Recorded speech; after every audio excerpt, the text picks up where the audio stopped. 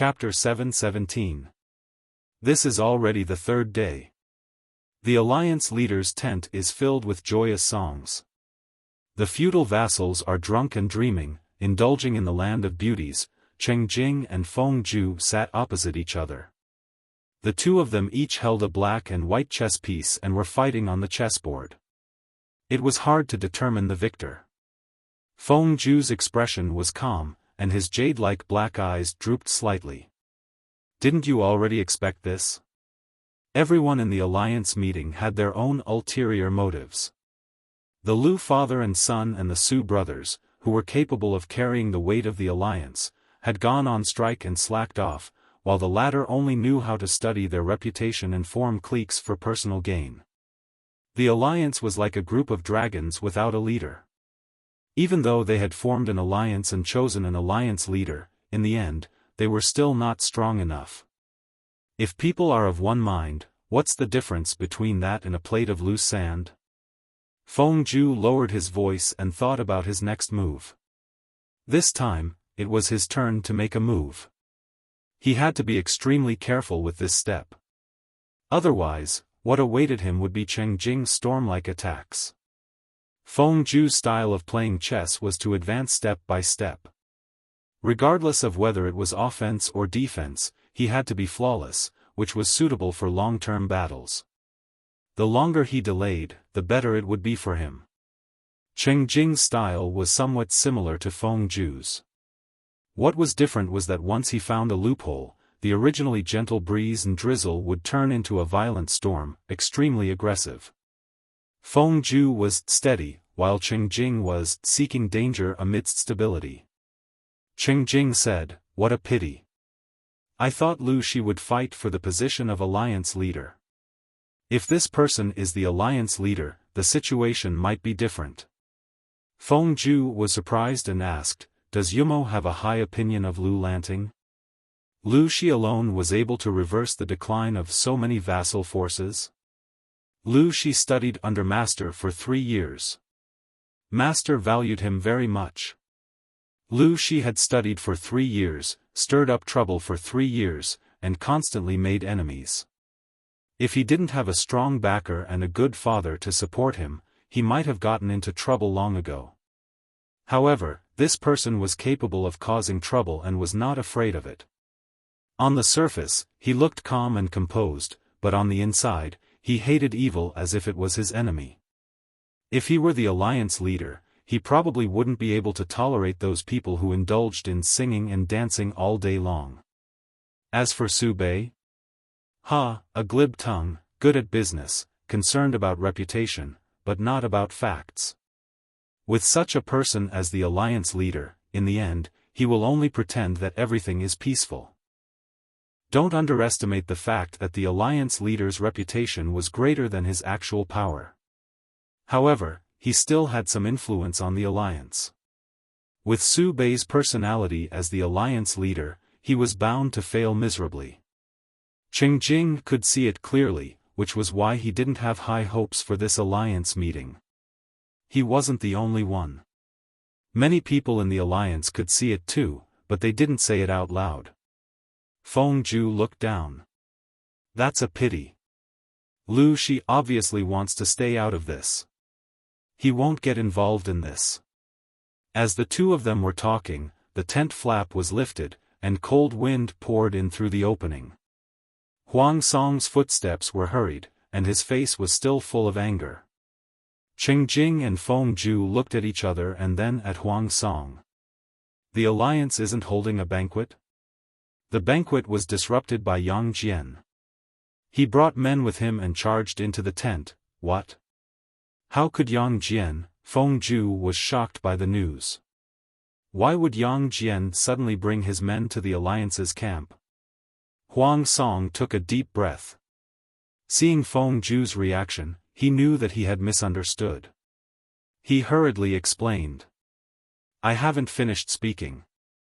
Yang Jian only brought a few personal guards with him and charged into the tent. However, he didn't hurt anyone. He only broke everyone's table and caused a scene at the banquet. He called out Su Bei by name, pointed at his nose, and scolded him. The situation just now was spectacular. Those people's faces looked as if they had been splashed with ink. How satisfying. When Feng Zhu and Qing Jing heard this, they groaned inwardly. Did Yang Jian have a death wish? Yang Jian had already been isolated by the alliance. Now, he had caused a scene at the camp and threatened the alliance leader. One could only imagine how much damage Yang Jian's power would suffer. Qing Jing thought about it and suddenly felt that something was wrong. He said, "My lord, could it be that Yang Jian has left the alliance?" Huang Song was gulping down water. When he heard Qing Jing's words, he instinctively replied. How did Yumo know? The alliance held banquets every day. Qing Jing and Feng Zhu were extremely disgusted by this and refused to go. They would rather stay in the tent and play chess. Qing Jing thought to himself, as expected. Yang Jian is trying to protect himself. If he doesn't find a chance to leave the alliance, I'm afraid he'll bring disaster upon himself. Although I don't know who advised him to do this, it was indeed a smart move. Without destruction, there can't be construction. If we don't make a big deal out of it, we'll be passive at every turn. Qing Jing frowned, as if deep in thought. Oh right, when my lord came in from outside the tent just now, why did you look so angry? If Qing Jing hadn't mentioned this, Huang Song would have almost forgotten. As soon as he mentioned it, the anger that was about to be extinguished reignited. Those bastards in the alliance are really inhumane, Huang Song scolded angrily. At the same time, Jiang Pengji returned to her own camp, reeking of alcohol. She wore a faint smile on her lips and seemed to be in a good mood. She went to the alliance to report to Su Bei. Su Bei had already helped her find 15 clients. Including Su Bei, she had sold 16 recipes for the flashing bricks. This was a huge sum of money. How could Jiang Pengji not be happy? As for how chaotic the alliance was, she didn't care. Li Yun blindly followed behind her, guarding her sides with Dian Yen. My lord, will Chief Yang be all right? Jiang Pengji smiled and said, if Yang Jian hadn't caused a ruckus today, he would be. That day, she brought Li Yun and Dian Yen to the alliance's camp for free food and drinks. Halfway through the meal, Yang Jian and a dozen guards in armor barged into the tent. Without saying a word, they drew their swords and chopped down a few tables. Everyone was in a mess. Yang Jian pointed at everyone's noses and started scolding them. Su Bei was the one who was scolded the most. To be honest, regarding Yang Jian's scolding, Jiang Pengji believed that someone must be helping him from behind. Otherwise, how could he have scolded them so fluently? Even if he scolded them, Yang Jian's scolding was reasonable. While everyone was angry, they couldn't help but feel guilty. After scolding them to his heart's content, Yang Jian announced that he was withdrawing from the alliance. He was only withdrawing from the alliance, not giving up on protecting the emperor. He was willing to use all his military forces to save the emperor, but he didn't want to be in cahoots with these thugs in the alliance. After saying this, Yang Jian left with his guards, leaving behind a room full of dumbfounded people. Thinking of that scene, Jiang Pengji couldn't help but laugh. It was too funny. Why? Because before Yang Jian ran over to cause a ruckus, someone had already suggested letting Yang Jian's troops take the lead. It was obvious that they wanted to use them as cannon fodder. Once this suggestion was made, it was immediately seconded by many. No one cared about Yang Jian's personal opinion. After a short while, Yang Jian ran to the tent with his guards and caused a ruckus. Then, he left in a carefree manner. The slap in the face came too quickly, like a hurricane passing through. On the other side, when Yang Jian heard the exact news, he was furious but also vaguely afraid. Chapter 7:18. Yang Jian slammed his fist on the table angrily. Yan Lin said calmly, the most important thing now is to protect ourselves and prevent them from backstabbing us. Yang Jian's actions this time had thoroughly offended the alliance. However, he had only withdrawn from the alliance, not the emperor. Those people couldn't do anything to Yang Jian in the open. After some time, the alliance leader Su Bei might come personally. Has my lord thought of a way to deal with him? Yang Tao asked curiously, what is Su Bei coming here for? Yan Lin smiled as he explained, Su Bei is the alliance leader. If he doesn't handle this matter well, then any of the feudal vassals will withdraw from the alliance at will. The alliance will only exist in name, and his authority as the alliance leader will be gone as well. Therefore, Su Bei will definitely come. Yang Tao had no idea. He felt that he couldn't think of a good solution, so he just waited for his friend. Yan Lin was already used to it. He said, if Su Bei comes personally, he will definitely apologize and invite my lord back. With the previous farce, the alliance will not dare to go overboard or be too conspicuous. My lord, you can be more magnanimous and let bygones be bygones. Yang Tao was surprised. Why?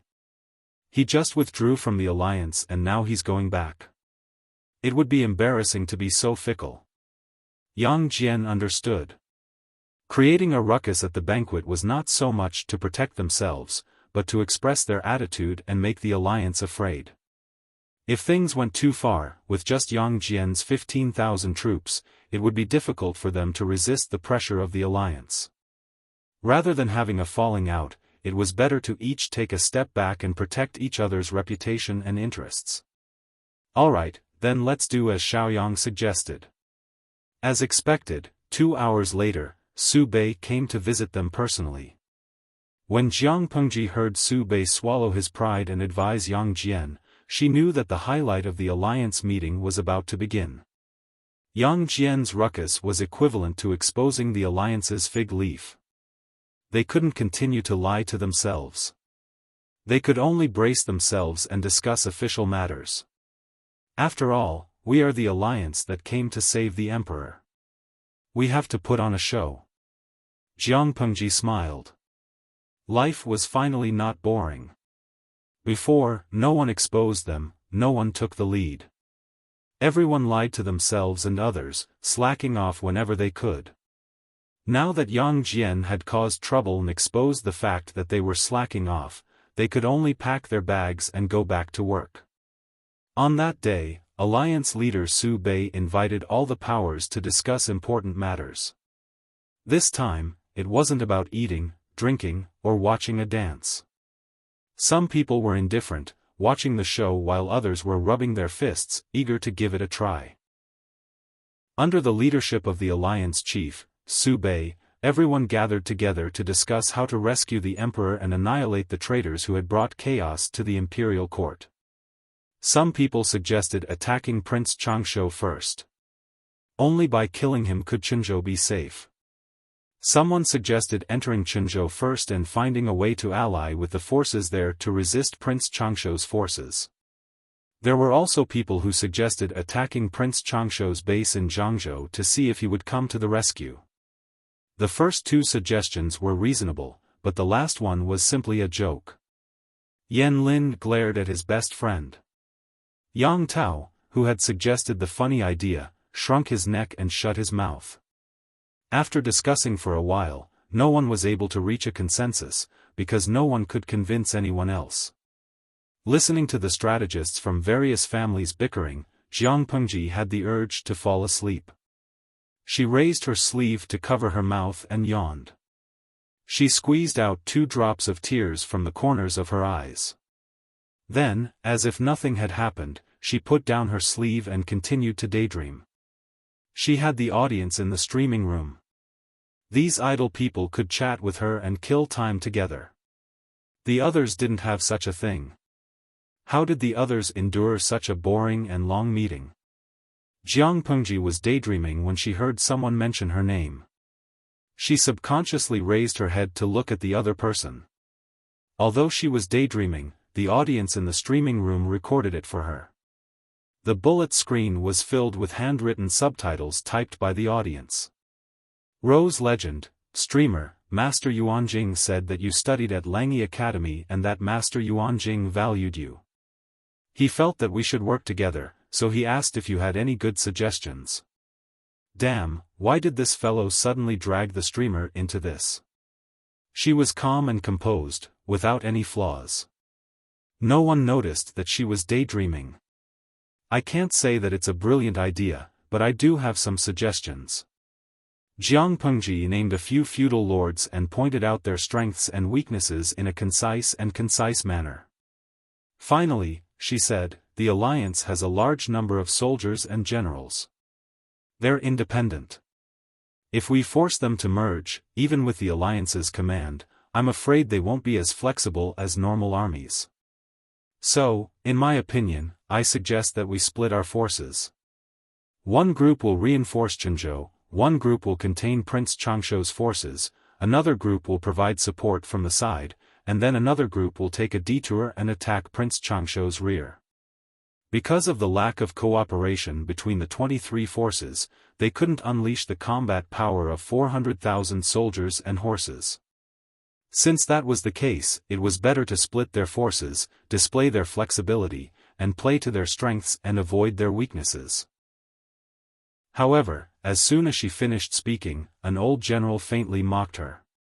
If we split our forces like this, won't we be waiting to be defeated one by one? Our army has 400,000 soldiers. Why don't we attack the enemy directly and capture him alive? Why do we use a roundabout strategy? A young man is a young man. You're just showing off your ability to be an armchair strategist. Jiang Pengji laughed as she threw away the dried fruit in her hand. I'm an armchair strategist. Old general, you're illiterate. Based on what you've said, why don't you say that our army has 400,000 soldiers who can descend from the sky and crush the enemy into minced meat? That each person can drown him with their spit? The old general had never suffered such ridicule before. His temper flared up and he wanted to draw his weapon and fight her to the death.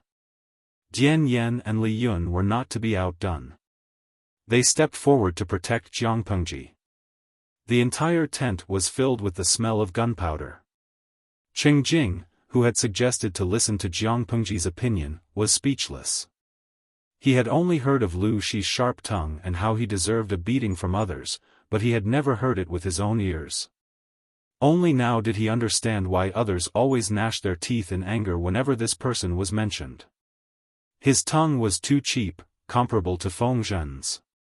It was not easy for Su Bei to be the leader of the alliance. He could not sit idly by and let the two of them really fight. Su Bei stood out to be the peacemaker. Lanting, it's not impossible to split our forces. Old General's suggestion isn't bad either. Thus, Su Bei received a look of disdain from Jiang Pengji. He was a fence-sitter. Su Bei coughed softly and said, now that Chenzhou is in a state of emergency, we don't know how much longer we can hold out. We should end the battle quickly and kill the enemy as soon as possible. It's not advisable to delay. The longer we delay, the more danger His Majesty will be in. Lanting's method is safe and secure, but it will take a long time. As for the old general's suggestion, I agree with it. Our alliance has 400,000 soldiers. Every one of them is unafraid of death and hardship. They are brave and skillful in battle. As long as we work together, we will be able to destroy the enemy as easily as crushing dry weeds and smashing rotten wood. We will restore our country and restore order to the imperial court. Hearing this, Jiang Pengji secretly snorted. Chapter 719. Mister, you really have a divine foresight. These mobs are really useless. Prince Changshou was initially very fearful of the alliance's military strength. It was a military camp that stretched for 200 miles. Just looking at it made him feel cold. He thought that the Allied forces would attack once they were almost gathered. He didn't expect that they would still be dawdling in the same place. For several days, they had been indulging in pleasure, singing and dancing. How could they have the slightest intention to attack? In the blink of an eye, 5 to 6 days had passed. Prince Changshu was overjoyed.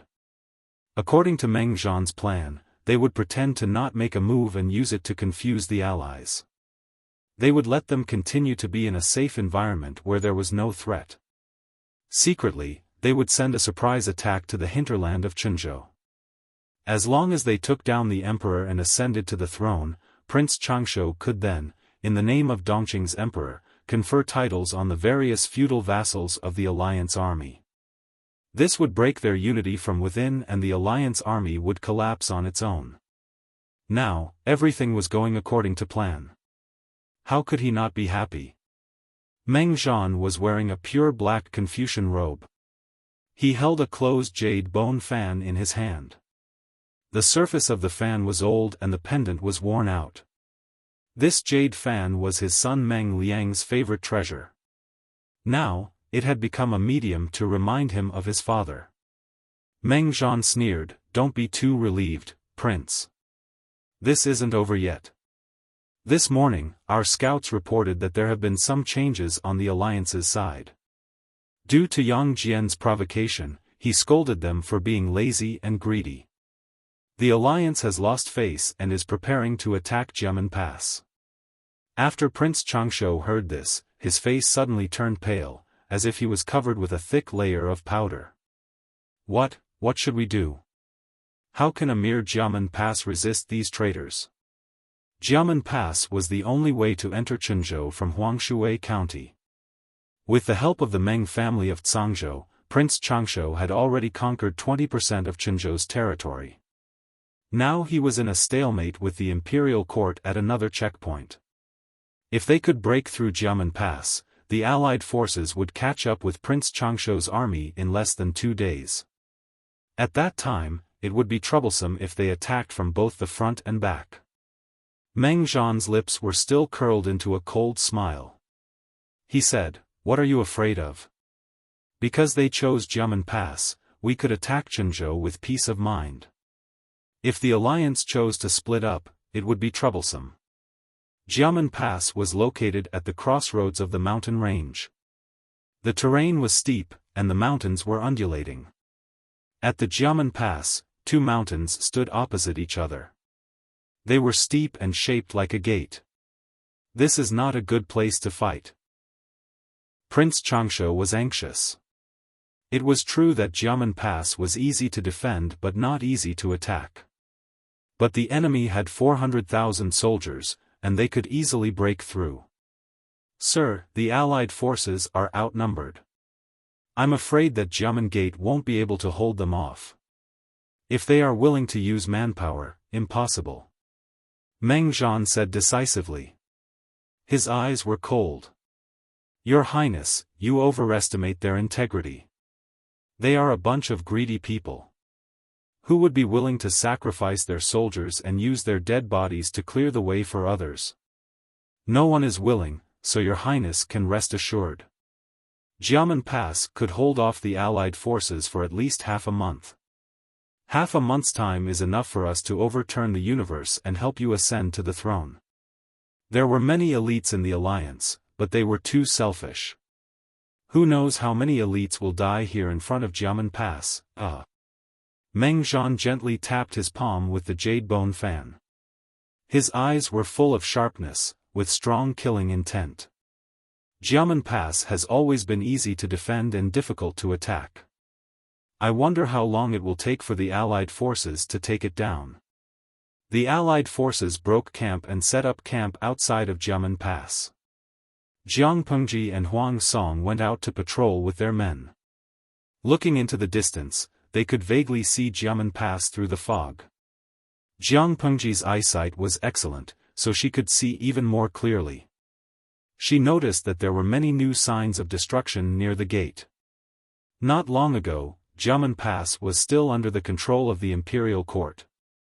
The general stationed there was also an experienced general. He had used the natural defenses to keep Prince Changshu's army at the pass. No matter how Prince Changshu challenged them, the general refused to come out. He was determined to defend the pass to the death. Unfortunately, Jiamen Pass had been breached. Huang Song knew that Jiamen Pass was easy to defend and difficult to attack. He was curious about how Prince Changshu had broken through. Did he rely on numbers? Fengzhen and the others also came out for some fresh air. They also wanted to gather information about the enemy and find some inspiration. "Does my lord know what happened?" he asked Jiang Pengji. Cheng Jing and Feng Zhu secretly looked at each other. Did they ask the wrong person? Under such circumstances, shouldn't the lord ask the strategist? Why is the strategist asking the lord? Jiang Pengji narrowed her eyes. It should be fire. Huang Song asked, according to the scouts, there are indeed traces of fire outside Jiamen Pass. But the weather hasn't warmed up yet, and the snow hasn't melted yet. Besides, there are steep cliffs around the pass.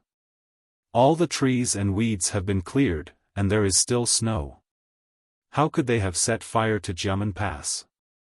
Under such circumstances, there was nothing to burn even if they wanted to. Jiang Pengji's lips curled into a sarcastic smile. Yang Si and the others all thought of a possibility. It's the corpses. She gave the answer. Yang Si was speechless. I wonder who came up with such a sinister plan. Corpses were flammable. There was fat under the skin. Once they caught fire, the fire would be very strong and difficult to extinguish. In an attack on Jiamen Pass, the attackers would definitely lose the most corpses. Was Prince Changshu crazy? How could he use the corpses of his own soldiers as fuel to burn Jiamen Pass? How would I know? Jiang Pengji smiled. I used to work for Prince Changshu. Is there anyone who fits the bill? In the past, Yang Si might have thought that Jiang Pengji was bringing up the past. But now, he was too lazy to think about it. That was just how his lord was. Yang Si thought hard and said, I don't remember. When he was working for Prince Changshu, he was the one with the most sinister thoughts, all right? Maybe he came later, Fengzhen said. Jiang Pengji thought for a moment and smiled. Based on the time, I don't think he worked for Prince Changshu. According to my analysis, the person who came up with this evil plan has something to do with the Mengs. Maybe, it was Meng Zhan himself. After all, he is indeed a sinister person. Huang Song was confused. Why does it have something to do with the Mengs? Jiang Pengji smiled but didn't say anything. Cheng Jing said, just look at the results of Prince Changshu's battle with Chenzhou. Before the Mengs joined the battle, Prince Changshu was already showing signs of weakness. He even wanted to retreat. But after the Mengs joined the battle, Prince Changshu became stronger step by step and quickly turned the situation around. His subsequent deployments were much more brilliant than before. He must have been instructed by an expert. It's possible that the person who came up with the plan to break Jiamen Pass was the work of the same person. Huang Song nodded as realization dawned on him. He couldn't help but shiver and get goosebumps when he thought about the possibility of the enemy using corpses as firewood to break through Jiamen Pass. That's true. That person is too evil. Chapter 720. Not to mention history, such incidents were not uncommon in recent years. Dongqing had suffered many disasters in recent years, and people often traded their children for food. What was the difference between that and eating human flesh? The 4 tribes of Nanman and the 3 tribes of the northern borderline had come to the Central Plains to rob and kill people. Eating human flesh was a common occurrence. Huang Song sighed worriedly and said, it's not uncommon, but I don't want to see it if possible. A glint flashed across his eyes. Perhaps, only a prosperous and peaceful world could completely put an end to this kind of tragedy. That's the way of the world. If it could be stopped, who would want it to happen? Jiang Pengji calmly looked in the direction of Jiamen Pass. Who knew how many lives it would take to break through the pass between the steep mountain gates? Cheng Jing glanced at Jiang Pengji out of the corner of his eye. His evaluation of her improved. The wind was strong on the mountain, and Feng Zhen was afraid of the cold. He tightened his cloak around his body, and his lips, which had lost blood all year round, turned a little green. Jiamen Pass is easy to defend and hard to attack. If the people guarding the pass refuse to come out, we'll have to pay a heavy price if we force our way in. But we can't use the corpses as firewood to burn down Jiamen Pass, can we? Feng Zhen took a deep breath and coughed into his fist. But if we don't do that, we'll have to force our way in, and I don't know how much time we'll have to waste. Jiang Pengji looked around and observed the terrain. Her lips were thin, and when she pursed them, she gave off an extremely stubborn feeling. She asked, "How long do you think it'll take for the alliance to break through Jiamen Pass?"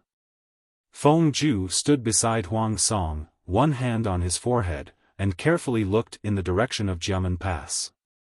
The road before Jiamen Pass is narrow and steep.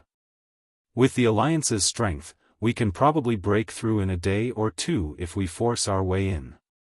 If Jiamen Pass is well guarded, it'll take us a day or two. Feng Zhu's lips curled into a sarcastic smile.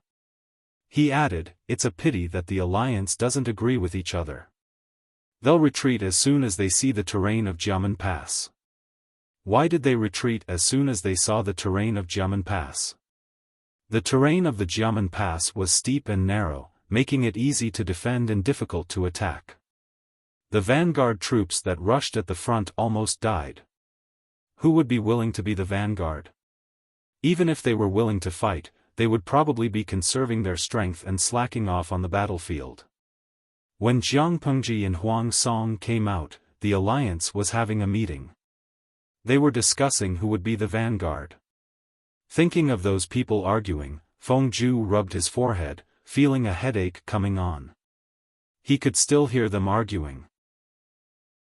Cheng Jing said, "If we don't solve this problem, Jiamen Pass will hold us back for 10 days, maybe even longer." Half a month? Prince Changshuo's army had already invaded the borders of Qinzhou and was advancing step by step. Who knew what the situation would be like after half a month? At this moment, the alliance's main tent was already in a heated argument. No one wanted to be the vanguard and waste their strength for nothing. However, this time, they didn't dare to use Yang Jian as cannon fodder or a scapegoat. One had to know that Yang Jian had a temper as well. Last time at the brain banquet, he had let loose a torrent of abuse. Even now, they didn't dare mess with Yang Jian. Many forces tacitly began to retreat, trying their best to get others to withdraw. The forces with fewer soldiers complained about how poor they were. If they were to die at Jiamen Pass, how would they be able to face their families? The forces with more soldiers also cried. They claimed that they had more people, but they were all just small fries. Their combat ability was not as strong as the elite troops, so they weren't suitable to be the vanguard. Su Bei sat in the seat of honor, listening to everyone's arguments. He felt like his head was about to explode. His face was getting more and more livid. Su Fei, who was sitting in the seat of honor, was secretly gloating. "Look, you're trying to steal the position of alliance leader from me? Now you're going to suffer." It wasn't easy to be the alliance leader, especially when the hearts of the people were scattered like sand. It was even harder to lead. After arguing for a day, no conclusion was reached. In the end, they parted on bad terms. Jiang Pengji brought Feng Zhen and Yang Si back to the camp. Coincidentally, they bumped into Lu Shi, who had just returned from the main camp. "Father, I have a question." She led Little White to Lu Shi. "Father, do you have time now?" Lu Shi smiled warmly. "As long as it's my Lanting's business, I'm always free." Yang Si and Feng Zhen felt like they had been humiliated by the fake father and daughter. "Father, how much do you know about Meng Zhan from Cangzhou?" she asked. Meng Zhan? Lu Shi frowned when he heard the name of his ex-brother-in-law and good friend, who was now his archenemy. His tone was cold. Meng Zhan and I used to be classmates, but we broke off our friendship because of your mother and aunt. We don't have much contact now, so we don't know much. Lanting, why are you suddenly mentioning this person? Did you find something when you went out to survey the terrain? Is it related to Meng Zhan? Jiang Pengji said, there are new burn marks at Jiamen Pass. I'm guessing that Prince Changshu used corpses as fuel to break through the pass so quickly. Maybe the person who suggested this plan was Meng Zhan. That's why I want to know more about him. Lu Shi smiled after he heard that. It does sound like Meng Zhan's doing. He's always been like that. Chapter 721. My lord. Not long after, Meng Hun appeared in the tent wearing a full suit of armor. His forehead was still beaded with sweat. Stand up. No need for formalities, Jiang Pengji said to Meng Hun. I called you here because of the Mengs. You've worked for the Mengs for many years and know them well enough. I want to hear your opinion. Jiang Pengji got straight to the point and briefly explained what had happened at Jiamen Pass and her own speculation. Meng Hun was deep in thought. Based on his understanding of Meng Zhan, his plan couldn't be that simple. He was an experienced general after all. I can't say for sure. But Meng Zhan is a scheming man. He's good at building up his base step by step. He's unpredictable. According to you two gentlemen, Jiamen Pass could hold the alliance back for 10 days to half a month. Would Prince Changshu be able to overcome so many obstacles and invade the imperial city of Chenzhou in half a month? If he can't, it'll only take a day or two for the alliance to break through Jiamen Pass and catch up with Prince Changshu's army. When the time comes, the two armies will fight each other. It's hard to say who will win. Fengzhen and Yang Si had the same idea. Prince Changshu must have a backup plan. Jiang Pengji pointed at the table and said confidently, he's probably splitting up. The three of them nodded. They all believed that was the case. Using the main force to attract the alliance's attention and secretly sending some of the elites to attack the imperial city of Chenzhou. If that's the case, the imperial city is in danger. Fengzhen was always serious when it came to business. He didn't look like his usual playful self. He said, Prince Changshu must have calculated the time. Maybe when the alliance breaks through Jiamen Pass, Prince Changshu will break through the imperial city of Chenzhou and capture the emperor. Then he'll threaten the emperor with his life and force him to abdicate the throne. That way. Before Fengzhen could finish his sentence, everyone's faces in the tent darkened. If Prince Changshu really had this plan, the alliance would be in an awkward position. Jiang Pengji rubbed her brows. She told them even worse news. I might know why the Mengs are helping Prince Changshu. Fengzhen and Yang Si were stunned. They didn't know why Jiang Pengji suddenly brought this up. Meng Hun finally understood. He clenched his fists, his face grim, and the hatred in his heart almost rushed out of his throat. For Meng Liang? Yes, it should be about that. Meng Zhan probably suspects that we have something to do with Meng Liang's death. If Prince Changshu becomes the emperor, Meng Zhan will never let go of the Lus, as he has done a great service to the throne. Jiang Pengji's eyes flashed fiercely. What a coincidence. Even if the Mengs didn't come to us, we would have done so sooner or later. The grudges of so many years should finally be settled. Fengzhen and Yang Si were both dumbfounded. Master, who is Meng Liang? Jiang Pengji said, Meng Liang is Meng Zhan's beloved son. I killed him. What? His lord had killed Meng Zhan's beloved son? When did that happen? Meng Hun's face was filled with guilt. My lord, if it wasn't for me, my lord wouldn't have, Jiang Pengji said. What are you saying? I won't regret killing a little bastard. So what if we offend the Mengs? The Mengs want to bet their treasures on Prince Changshu and use him to get rid of the Lus. They'll have to see if the heavens help them. Even if they didn't kill Meng Liang, the Mengs and the Lus would have an unresolvable grudge. Feng Zhen drummed his fingers on his knee. If Prince Changshu really wants to attack the imperial city of Qinzhou, he'll send at most 20,000 soldiers. If we go around Jiamen Pass, we might still make it. As long as the emperor doesn't fall into Prince Changshu's hands, we still have a chance. Yang Si said, if we want to take action, we must inform the alliance leader. My lord, should we? Jiang Pengji was a decisive person. She made up her mind. Prepare the horse.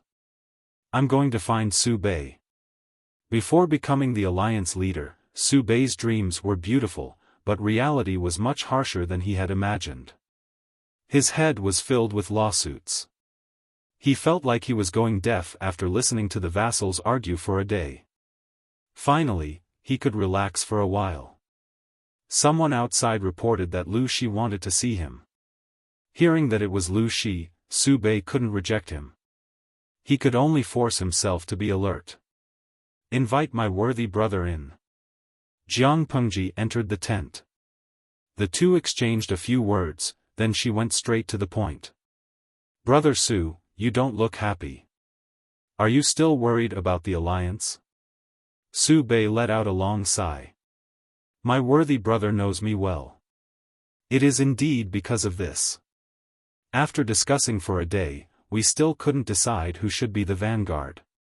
Jiang Pengji gave him a suggestion. If that's the case, why don't we let each family send out a portion of their troops? That way, they won't have anything to say. Those with more troops will send more people. Those with fewer troops will send less. No matter what, we can't just come to Jiamen Pass in a grandiose manner and not fight, right? Su Bei felt much better. His worthy brother was indeed more considerate. He was much better than those who shirked responsibility all day. Of course, he quickly changed his mind. Jiang Pengji said, Brother Su, I have a request that I hope you can agree to. Su Bei's eyelids twitched subconsciously, but he maintained a warm smile on his face. My worthy brother, please speak your mind. Jiang Pengji briefly repeated her and Feng Zhen's conjecture. She wanted to lead her 10,000 troops to attack Jiamen Pass. Su Bei groaned inwardly. It was indeed difficult to be the leader of the alliance. Previously, Yang Jian had made a fuss about withdrawing from the alliance. Now, Lu Shi wanted to leave the alliance and go on his own. What was going on? He said, this is only your speculation. There is no concrete evidence to prove that Prince Changshu split his troops to attack the imperial city of Qinzhou. If this is true, it will be a great achievement. But if it isn't, aren't you worried that someone will use this as an excuse to attack you? In my opinion, it's better to give this matter further thought. Why don't you wait a little longer and I'll send some scouts to investigate.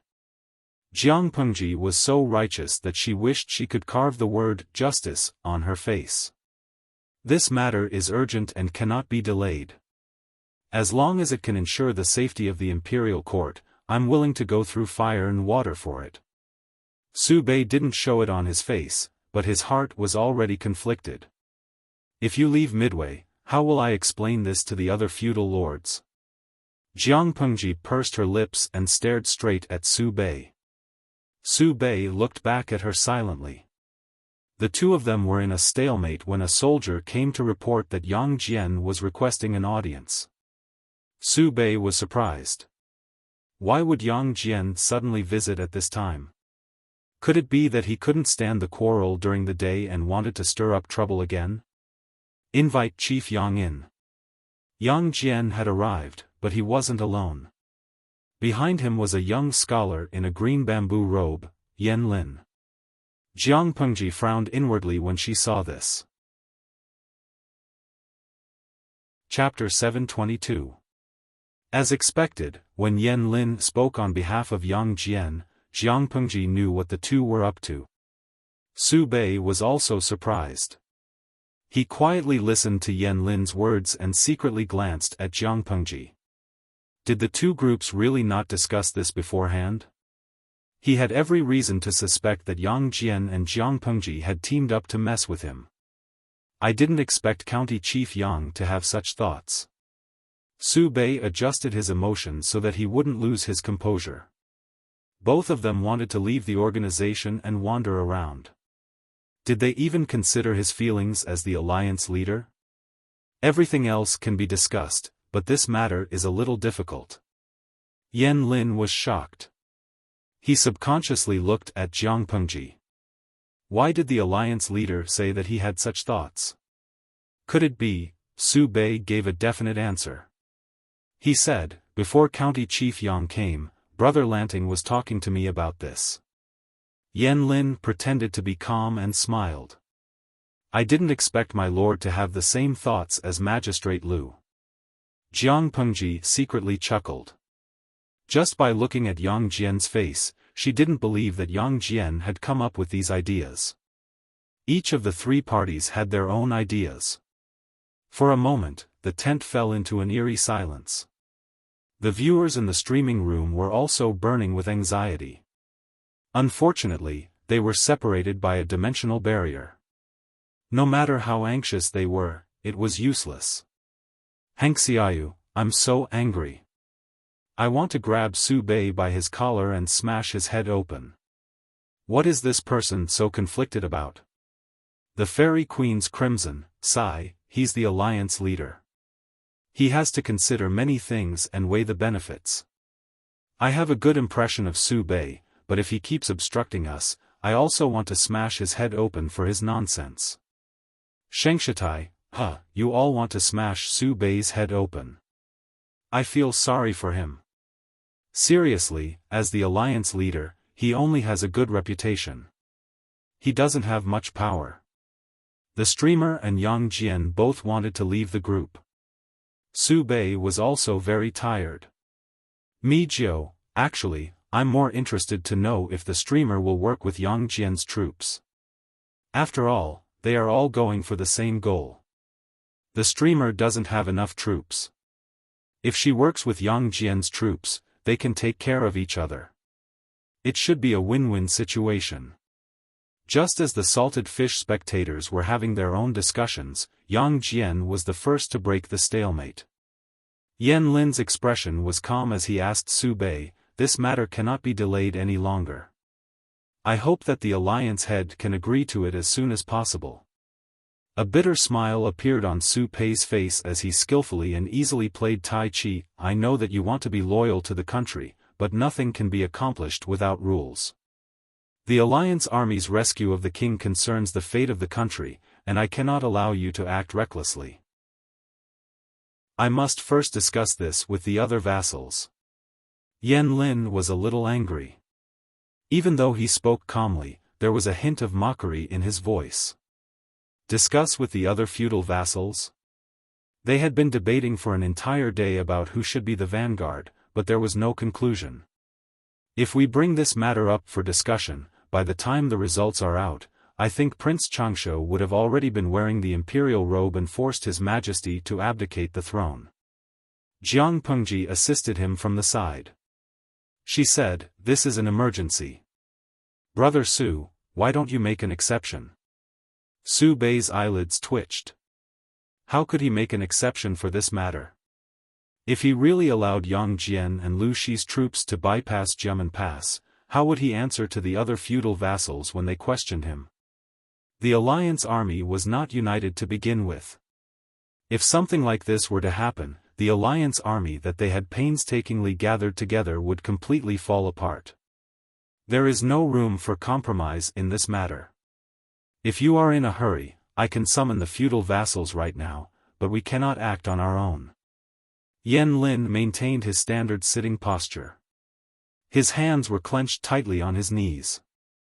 His unwillingness to accept this situation was on the verge of overflowing.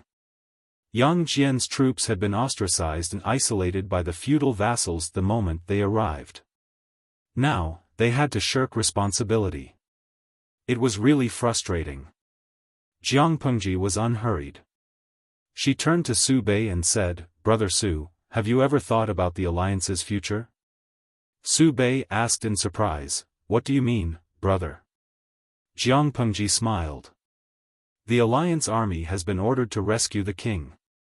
It is only right and proper for us to follow orders and punish rebels. However, there is a precondition. The person sitting on the throne must be the current emperor. If it's someone else, if it's Prince Changsho, at that time, we'll be traitors." Su Bei's eyelids twitched. If the Alliance army was labeled as rebels, Su Bei, as the leader of the Alliance, would be the first to bear the brunt of the blame. However, the Alliance army had 400,000 troops. Even if Prince Changsho took the throne, he would not dare to act forcefully. At most, he would sow discord among them. If we can save the royal family and nobles in Chenzhou and ensure the emperor's safety, it will all be due to Brother Su's meritorious command. Chief Yang and I will only take credit for running errands. Even if we can't save them, with Brother Su's family background and resources, you can easily escape. Su Bei agreed with this statement in his heart, but on the surface, he acted as if he had been insulted. "Brother, in your eyes, am I such a hypocritical and pretentious scoundrel?" Jiang Pengji was not surprised by Su Bei's reaction. She said, "Of course I know Brother Su is not such a person, but I am worried." Seeing the feudal vassals at the alliance meeting wrangle all day and do nothing proper, I am afraid that they will tarnish Brother Su's good reputation. The people of the world will not investigate how greedy and cowardly these feudal vassals are. They will only think that the alliance leader is indecisive and incompetent. Brother Su, please reconsider. She was not good at other things, but she definitely knew how to grasp the weaknesses of others. Su Bei's weaknesses were reputation, prestige, and meritorious service. The right medicine would be effective quickly. Yan Lin lowered his eyes and listened, as if the things around him had nothing to do with him. However, he was very clear that Su Bei had been persuaded by Jiang Pengji. As expected, Su Bei's expression changed drastically. After struggling for a while, he said, "Brother, you only have 10,000 men under your command. If you are not careful and encounter Prince Changsho's elite troops, you will be in danger." "This won't do. How can I put you in danger?" Jiang Pengji smiled. "It's fine. Don't we still have Chief Yang here? The two armies together have 25,000 men, which should be enough to deal with." Su Bei turned to Yang Jian and the others, using his eyes to ask for their opinion. Yan Lin agreed. "I will listen to the alliance leader's command." Su Bei slammed his hand on the table, feeling a surge of heroism. He finally relented and agreed to this matter. As for the other feudal vassals, he would think of a way to deal with them. After leaving the tent, Yan Lin snorted coldly. "District Magistrate Lu, you are so generous." Jiang Pengji smiled and asked in return, "Why do you say so, sir? We have sacrificed our lives and shed our blood at the front lines, but in the end, we give all the benefits to Su Bei. Isn't that generous?" Jiang Pengji shrugged her shoulders. "If you don't sacrifice your children, you won't be able to catch the wolf. Meritorious service is an empty thing. Only the benefits that are in your hands are real. If they did not use meritorious service to bribe Su Bei, he would never let them go." Yan Lin understood this logic, but he still felt a little disgusted. "Since we are fated to work together, why don't we gather the strength of our two families and discuss this together?" Chapter 723. Jiang Pengji teased him with a smile, "You don't sound very willing." Yan Lin didn't utter a word. He just stared at her for a long time with his jet-black eyes. He had been completely represented by an irrelevant person, and at the same time, he had lost a part of the benefits that he could easily reap. No one would be happy about that. Jiang Pengji was aware of his resentment. A sly smile flashed across her bright eyes. She shamelessly joked with him shamelessly. "I know you have resentment in your heart, but when it comes to haggling over it, you should thank me. If it weren't for me, Su Bei wouldn't have let them go so easily. He didn't have to do anything. All he had to do was stall for 3 to 5 days. Then, it would be too late. Even though Chief Yang had caused a ruckus earlier, which made the other feudal lords wary of him, it wouldn't last long. Jiamen Pass hadn't been conquered for a long time, so someone had to be the scapegoat. Among all the feudal lords, is there anyone more suitable than your lord? It wasn't easy enough to leave this troublesome place. Yan Lin's face darkened. He turned his head away from the annoying smile on the man's face. It was Jiang Pengji who had set them up, but in her mouth, she made it sound like Yang Jian and Yan Lin were grateful to her. His ability to invert right and wrong was already at the pinnacle of perfection. This person isn't simple. After parting ways, both parties went back to reorganize their troops. Yan Lin, who had been silent for a long time, spoke for the first time. Yang Jian said, "Dragons give birth to dragons, phoenixes give birth to phoenixes, and mice give birth to children who know how to dig holes. How could Lu Shi's son be a good person? I just didn't expect Lu Shi to not only be good at fighting, but also be so eloquent. Now that I think about Zhengzi, it's really worrying." In Yang Jian's eyes, Jiang Pengji was a typical other people's child. Yang Tao, his own child, always made him worry. Hearing Yang Jian talk about his son, Yan Lin couldn't help but feel wronged for his best friend. Zhengzi has a good temper, and he's passionate and loyal. He's much better than someone with a dark heart. Even if his best friend was a retard, Yan Lin still felt that the naughty kid's best friend was a better person. Yang Jian laughed bitterly. To put it nicely, it's passionate and loyal. To put it bluntly, it's impulsive and brainless. Fortunately, this kid was fortunate in his previous life to have a good friend like you. With you looking after him for me, I won't have to worry about him being bullied after 100 years. Yang Jian had many children, but he only had one son, and he was the son of his first wife. He loved him even more. Unfortunately, this child had been a one-track mind ever since he was young. He had stirred up a lot of trouble, causing Yang Jian to worry so much that his beard was no longer as smooth as it used to be. Yang Jian heaved a sigh of relief when he met Yan Lin. Yan Lin smiled. The Lord is in his prime. He won't look old in another 30 or 50 years. Yang Jian stroked his beautiful beard. The two of them returned to the camp surrounded by his personal guards. He ordered the troops and horses to be reorganized and things to be packed. There was still some time before they set up camp. Yan Lin went to Jiang Pengji's camp to discuss some matters. Lu Shi and Lu Shi were father and son. Their campsites were very close to each other. When Yan Lin arrived, Lu Shi's campsite was busy tidying up. Lu Shi's campsite was as quiet as ever. He frowned and suppressed his doubts. My father doesn't like fighting and killing. He had no choice but to come to this alliance meeting. Jiang Pengji could tell what he was thinking. She explained with a smile, using a surprise attack to stop Prince Changshou's elite troops was too exciting for him, so I didn't want to disturb him. If you don't ask for help from the Lu governor, you only have 10,000 men. Is that enough? Yan Lin asked. Jiang Pengji said, it's enough. Both our families have 25,000 men. If my father's troops were added to the mix, we would be too big of a target. They were planning to launch a surprise attack, and the key was the word surprise. If they were discovered by the enemy because they were too big of a target, the final result would be greatly reduced. They might even lose their lives. Yan Lin's expression softened a little. That makes sense. Jiamen Pass was located in the middle of a mountain range. The terrain was steep and undulating. It would be very difficult to go around it and enter Chenzhou. However, just because it was difficult didn't mean it was impossible. If we want to go around Jiamen Pass, there are two ways. As the representative of Yang Jian's army, Yan Lin wasn't a pushover. Since he had the guts to come up with this plan, he was naturally well prepared.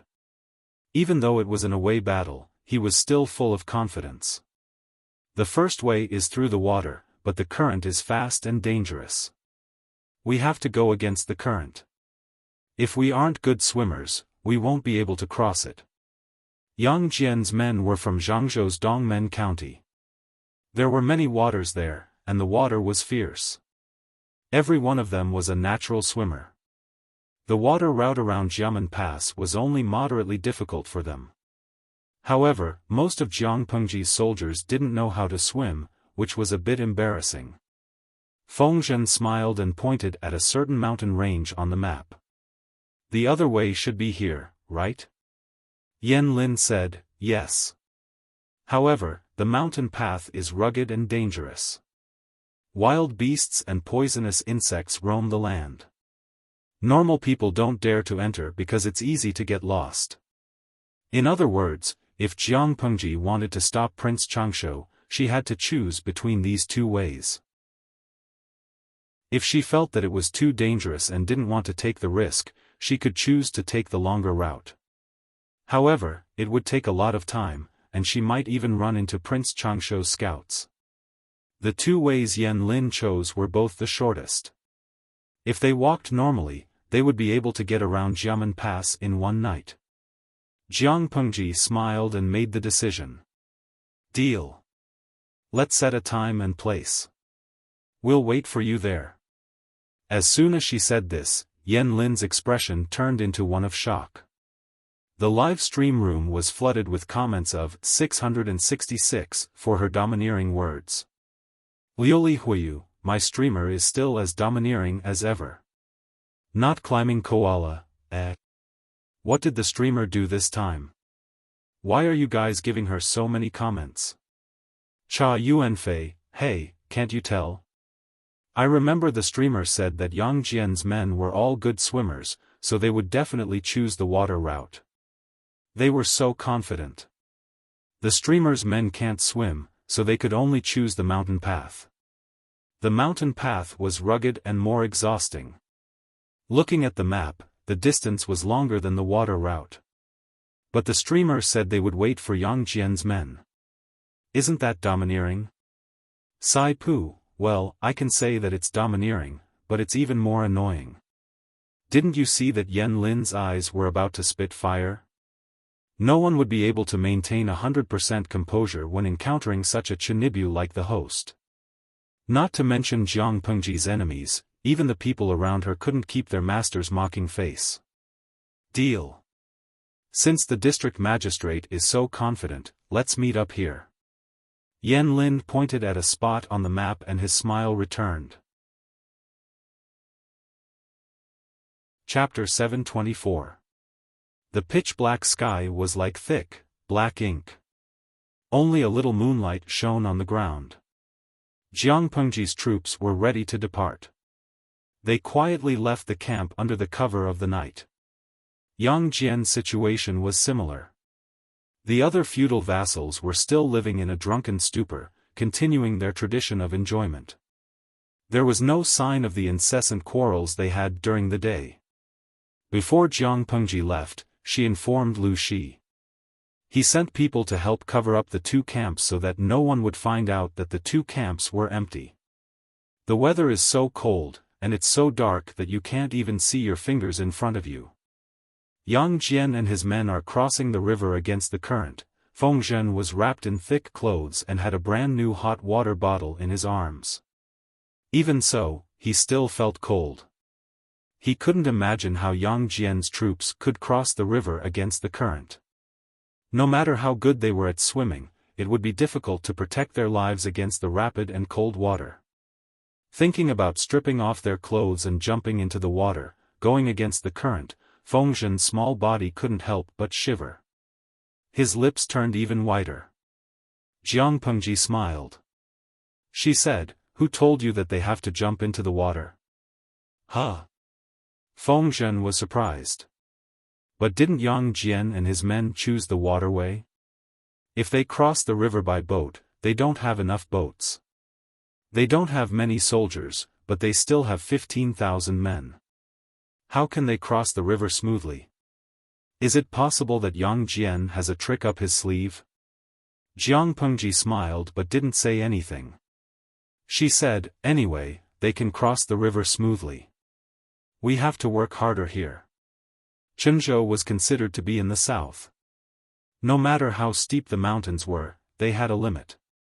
However, the mountains were surrounded by mountains. Without a guide with a good sense of direction, it was easy to get lost.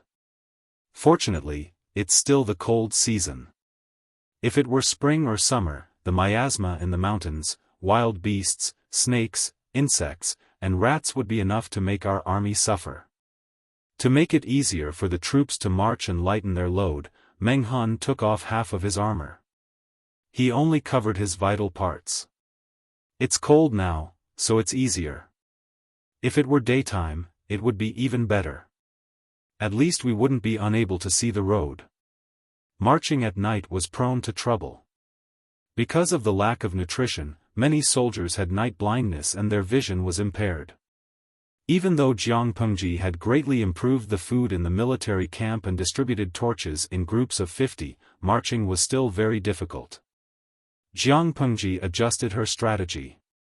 She let the soldiers who were strong and had good eyesight and hearing to clear a path in front. The soldiers who had weaker eyesight and physical strength were in the middle and back. If the soldiers clearing the path got tired, another team would take their place to ensure that they advanced at a constant speed. If it were during the day, we wouldn't be able to hide our movements from the other vassal forces. Li Yun and Dian Yen were at the front of the troops. The silver spear that was supposed to be used to reap the lives of the enemies had now become a walking stick for him to test the road ahead. Surprisingly, he did not feel any heartache. As long as we hide it from Prince Changshou's eyes and ears, I'm afraid they won't be able to guess that we actually dared to take an unorthodox path and bypass Jiamen Pass. The road was too rugged. Yang Si and Fengzhen had already dismounted from their horses and were walking. Before long, they were panting and sweating profusely. Li Yun turned to Yang Si and said, "Are you tired, teacher? How about I carry you on my back?" Yang Si was still reserved. After all, Li Yun was the general leading the charge. He had to conserve his strength. The road was so rugged that he was already exhausted after walking for a while. If Li Yun carried him on his back, wouldn't he die of exhaustion? Therefore, he chose to refuse. However, someone else was much more thick-skinned than him. Fengzhen said, "Han Mei, you're being biased. I'm tired too. Why don't you carry me on your back?" Li Yun blinked innocently, then repeated obediently, "Are you tired, teacher? How about I carry you on my back?" Fengzhen immediately nodded vigorously. "Yes, yes, yes." Jiang Pengji hesitated for a while and said, "Chekku is making a fuss?" Fengzhen was surprised. What did she mean? Yang Si snorted and mocked, "I said you're shameless." Looking at the two strategists who were about to start a fight, Li Yun could only watch anxiously from the side. "Just carry him on your back. Do you want to give them time to quarrel?" Jiang Pengji walked past Li Yun and raised her hand to pat his shoulder. "Sigh, the combined age of the two of them is almost 60. Don't you find it embarrassing that you're still so noisy?" Li Yun's strength was his sincerity. Jiang Pengji asked him to carry Li Yun on his back, and he really did. Yang Si was speechless. Once again, this group of people was poisonous. Although it was late at night, the cultivators in the streaming room were still full of energy. They watched the farce with a smile. "Hua zhuozhuo, Li Yun and Fengzhen, I'm in love with this sweet CP Fei Xianglong, you fickle fairies. Just a while ago, you were in love with Yang Si and Fengzhen. You've changed your mind so quickly. Chishan Douyin, that won't do. Streamer, you'd better hurry up and introduce all kinds of girls. You have a bunch of men under you. Aren't you afraid that they'll fall in love with each other? For example, you can't let a rich son-in-law like brother Li Yun fall in love. Jiang Pengji looked at the screen full of bullet screens and was speechless. She planned to poison the viewers in the streaming room. Han Mei? What's the matter, my lord? Jiang Pengji asked, how are you and Wan are? What? Whether it was the strategists or the 150,000 spectators, they all pricked up their ears. There was gossip. Li Yun's eyes darted around, and his cheeks flushed red. Lady Wan is doing well. Why did my lord suddenly mention this? As soon as he said that, the bullet screens in the streaming room turned into jeering, oh, oh, oh. Lady Wan? Isn't that the leader of the women's department in the government office? Han Mei had taught her martial arts. Could it be that they hooked up at that time? There aren't many talented unmarried ladies in Wanzhou. While she's unclaimed, it's better to pluck her as soon as possible, lest someone covets her. Li Yun smiled bitterly. Sir, we're not even close yet. Feng Zhen lay on Li Yun's back and raised his hand to pat his head. If there's no close yet, why don't you take a pen and write it down?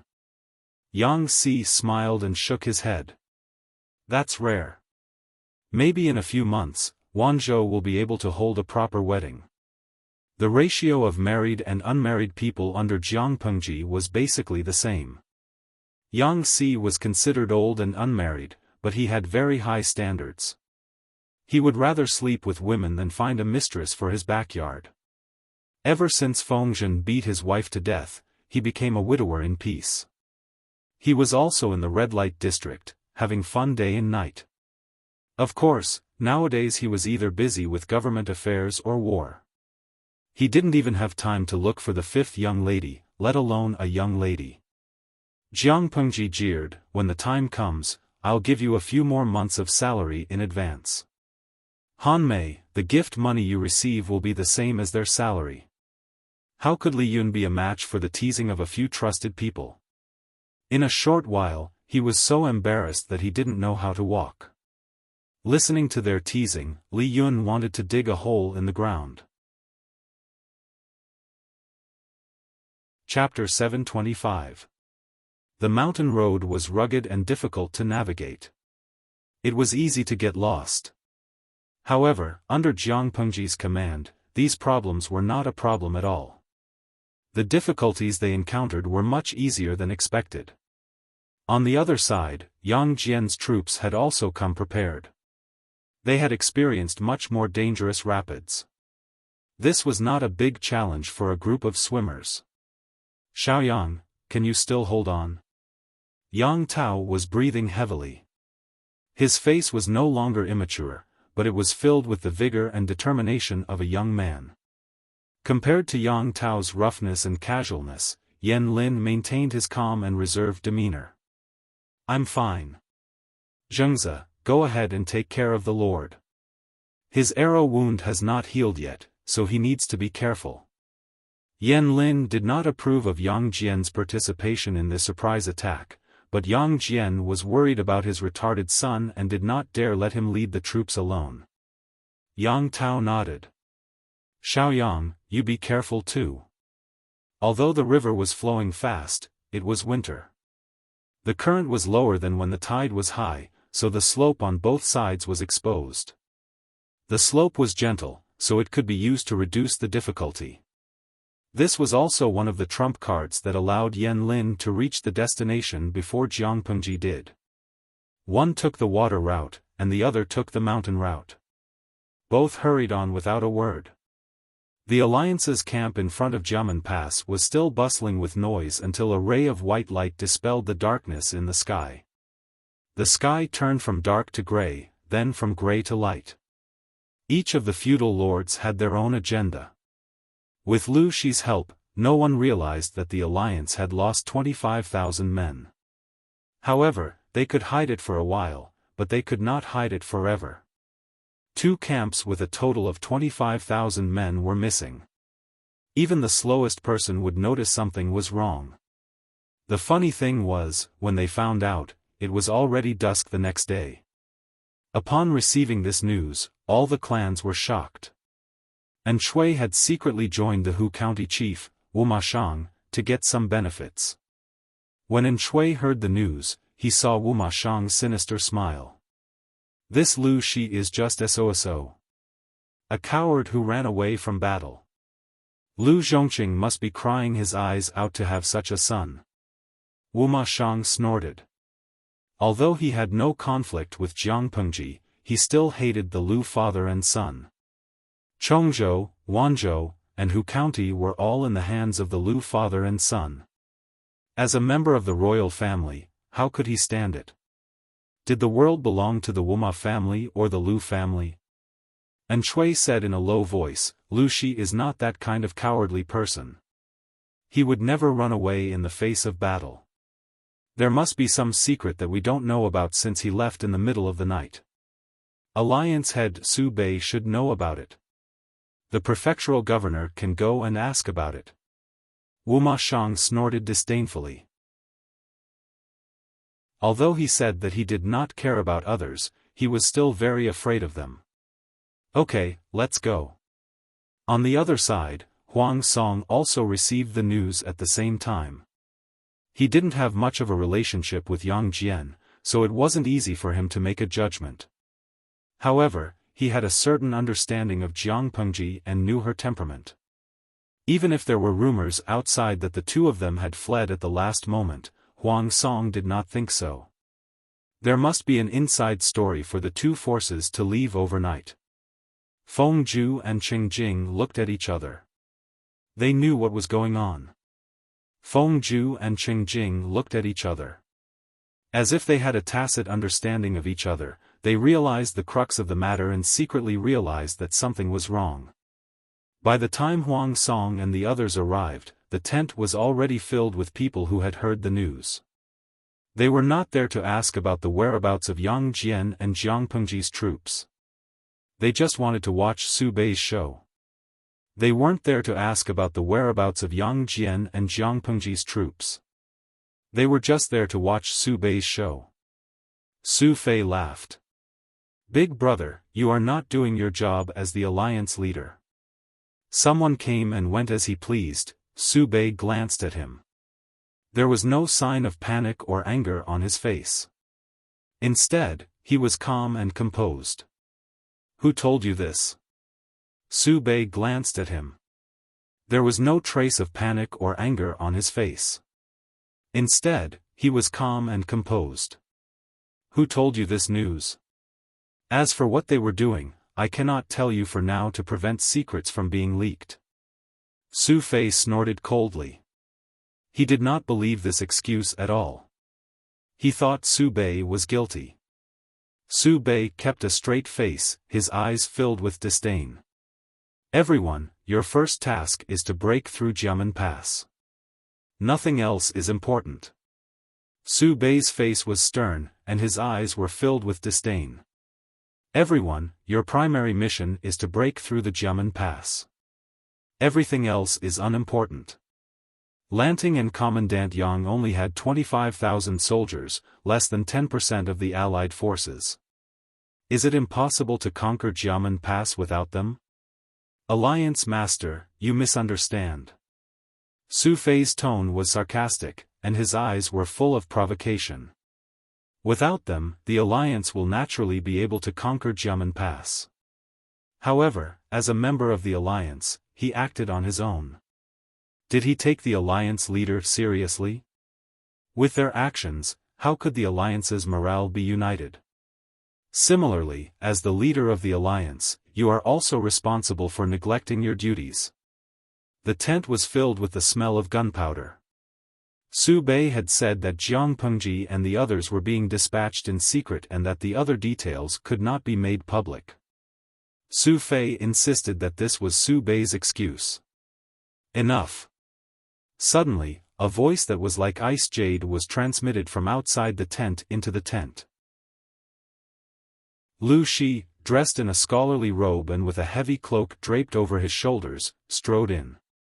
His eyes were cold, and his stern expression made it impossible for anyone to make a sound.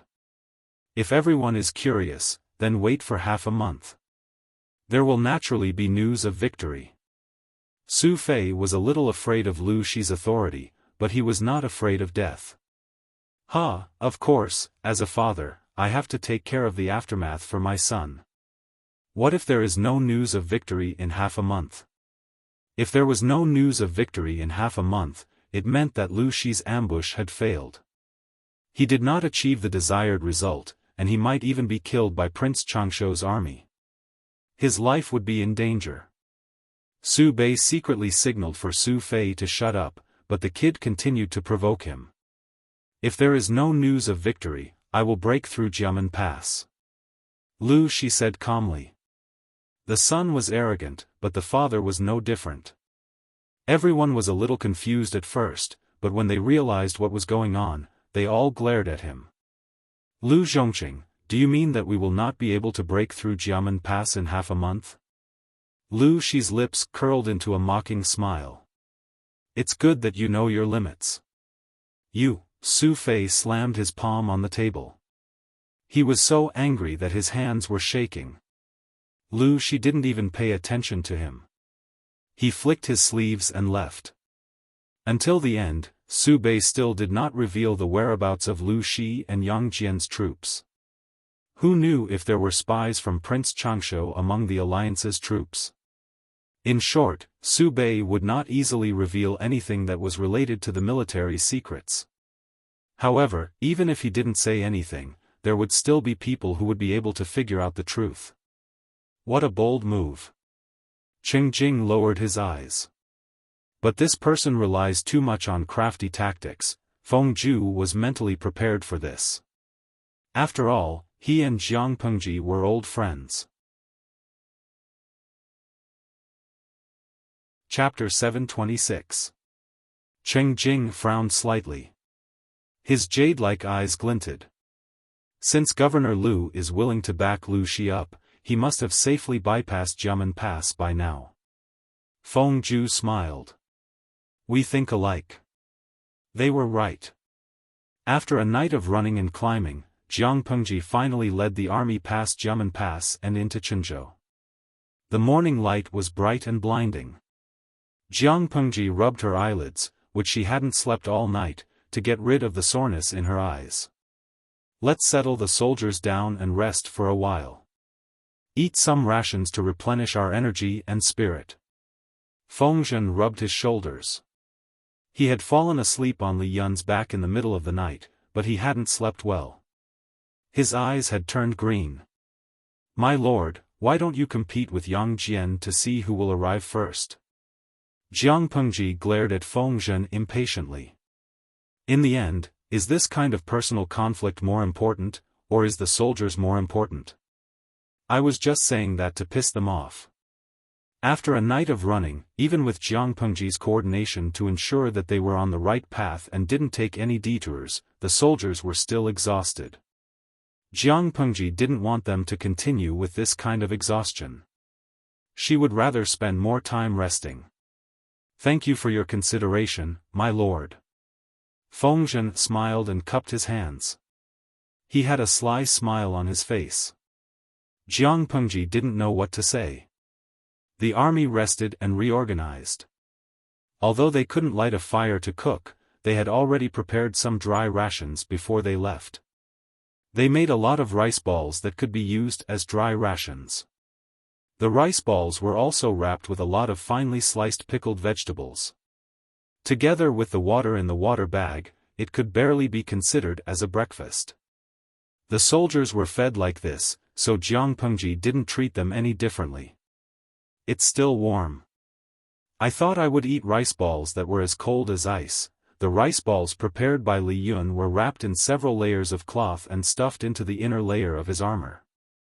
They were still warm when taken out.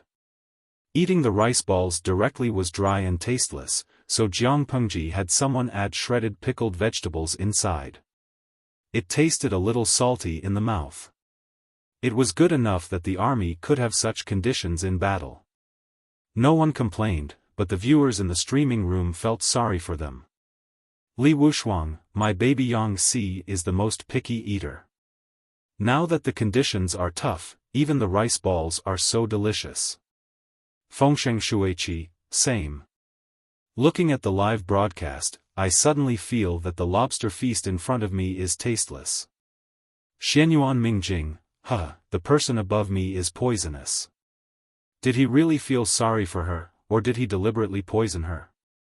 Jiang Pengji deliberately did not look at the bullet screen in the streaming room. According to her understanding of the audience, they must be posting all kinds of delicacies. She wouldn't go looking for trouble. Everyone ate until they were 70 to 80% full, and then rested for 4 hours. The sun had already risen high above their heads. It's almost time. Let's go and meet up, Jiang Pengji said. The rendezvous point was only an hour's walk away. Jiang Pengji was not in a hurry. She tried her best to take care of the soldiers. When they arrived, Yang Jian's troops were already resting at their destination. Yan Lin was surprised to see them. According to his conjecture, even if they didn't get lost, they would have to take some detours. They wouldn't be able to make it in time. In the end, they arrived at their destination. Yan Lin's gaze fell on the soldiers' faces. Although they were tired, they didn't look like they hadn't rested for more than a dozen hours. In other words, they must have rested halfway through the journey. If they hadn't rested, they might have arrived earlier than they did. Thinking about this, Yan Lin didn't dare to underestimate them anymore. He paid more attention to Jiang Pengji. Since the two families were working together, they had to share some information. In Chenzhou, other than the power of the court, there was also the power of Prince Changshu. If the two families wanted to stop Prince Changshu's power, not only would they have to be fast, but they would also have to make sure that their information was not leaked. Otherwise, if the enemy was prepared, it would be difficult for them to achieve the desired result. How could they ensure that their tracks were not leaked? Of course, they had to plan the best route to avoid possible spies, and at the same time, they had to make sure that they didn't waste any time. The conditions were simple, so the two families found a random place and gathered together to discuss. Yang Jian and his son had never had a say in such things. They didn't mind letting Yan Lin have full control of the situation. On Jiang Pengji's side, the generals had their own tasks. They trusted the military counselor and their lord's experience, so they didn't interrupt. At that moment, Yan Lin realized that Lu Shi was very different from the other lords. Usually, the lords would wait for the strategists to discuss before making a decision. Jiang Pengji, on the other hand, was directly involved in the discussion. She wasn't pretending to understand. Seeing this, Yang Jian sighed even harder. When comparing goods, you have to throw them away. When comparing people, you have to die. If his son didn't have to worry half as much as Lu Shi, he would be very happy. If it weren't for Yan Lin, Ong Jian would often have the urge to shove the kid back into the furnace and remake him. They had already come up with a plan, but the alliance only realized that the two forces had disappeared. Lu Shi had mocked the alliance for not being able to take Jiamen Pass. They didn't believe him, so they insisted on taking it down for Lu Shi to see. Then, they were slapped in the face by the defending generals of Jiamen Pass. The first battle lasted more than 2 hours, and they lost more than 2,000 corpses. They had no choice but to retreat. Seeing this, everyone's faces turned as black as the bottom of a pot. Su Bei sat in the seat of honor, listening to the dukes passing the buck. He felt like his brain was about to explode. After dealing with these people with great difficulty, Su Bei went to Lu Shi that very night. He wanted to secretly ask for advice on how to break through the pass. Lu Shi's answer left Su Bei speechless. He said, "I had no choice. You asked me to govern a state and a county. I don't think I'm weaker than anyone else, but it's difficult to command a battle." Su Bei was so shocked that he couldn't close his mouth. If Lu Shi didn't have a brilliant plan to break through the pass, then why did he boast during the day? He didn't ask, but his face clearly said, are you kidding me? Lu Shi was speechless.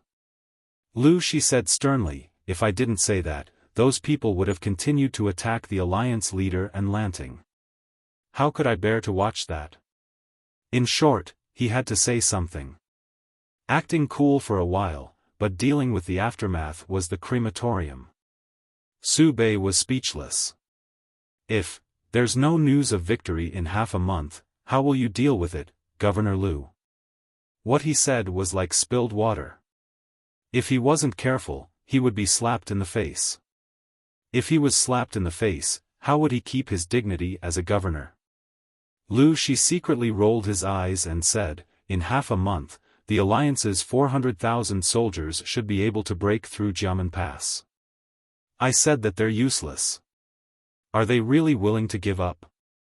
Even if we take 10,000 steps back and say that we can't break through Jiamen Pass, I still have faith in my Lanting. There will definitely be news of victory in half a month. If we fail on both of these points, we'll think of another way. I'm not in a hurry. Su Bei was speechless. You're not in a hurry, but he is. Chapter 727. 11 days passed in the blink of an eye. The alliance finally broke through Jiamen Pass. That night, they celebrated with dancing and singing. Seeing this, Huang Song and a few of his trusted advisors sighed. Those idiots. It took them 11 days to break through Jiamen Pass. I don't know what to celebrate. Huang Song was so angry that he pounded the table. The music from outside drifted in and drilled into his ears, causing him to be upset. Feng Zhu and the others looked at each other and smiled bitterly. What was the difference between the alliance and the mud? Tomorrow, the army will leave for Jiamen Pass. I just hope we can make it in time. Feng Zhu sighed. Cheng Jing lowered his eyes and said coldly, how can we make it in time? I'm afraid the imperial city of Chenzhou is already in danger. Damn it, these short-sighted people are still so smug. Who would dare to admit that they're greedy? Now, we can only pin our hopes on Lu Shi and Yang Jian and hope they can be fast enough. Even if we can't save the imperial city, we have to save His Majesty. Because the 5 kingdoms had only been established for a short period of time, coupled with the education of the aristocratic families, the scholars were not very loyal to the country. Cheng Jing and Feng Zhu were typical examples. To them, the imperial family would be destroyed sooner or later, but not now. The emperor of Dongqing was still around, and he could still control some forces. If the emperor was gone, the whole of Dongqing would be ruled by feudal lords. As for Huang Song, he needed to lay low and develop further. He couldn't live without the emperor. Feng Zhu sneered and said with obvious sarcasm, I hope so. God bless Dongqing. But God wasn't on Dongqing's side. The fate of the country was almost exhausted. No matter how hard they tried, they could only struggle on. On the second day after the alliance broke through Jiamen Pass, they passed through the pass in high spirits. The imperial city of Chenzhou was in danger. Ever since they moved the capital to Chenzhou, the emperor had planned to build the imperial city into another Shangjing. However, the national treasury was empty, and Prince Changshu had taken the opportunity to interfere. Most of the silver had to be invested in the army. Because there wasn't enough money for construction, the emperor and his concubines had to live in the temporary palace in Chenzhou. Although it was a temporary imperial residence, it was no less luxurious than the imperial palace in Shangjing.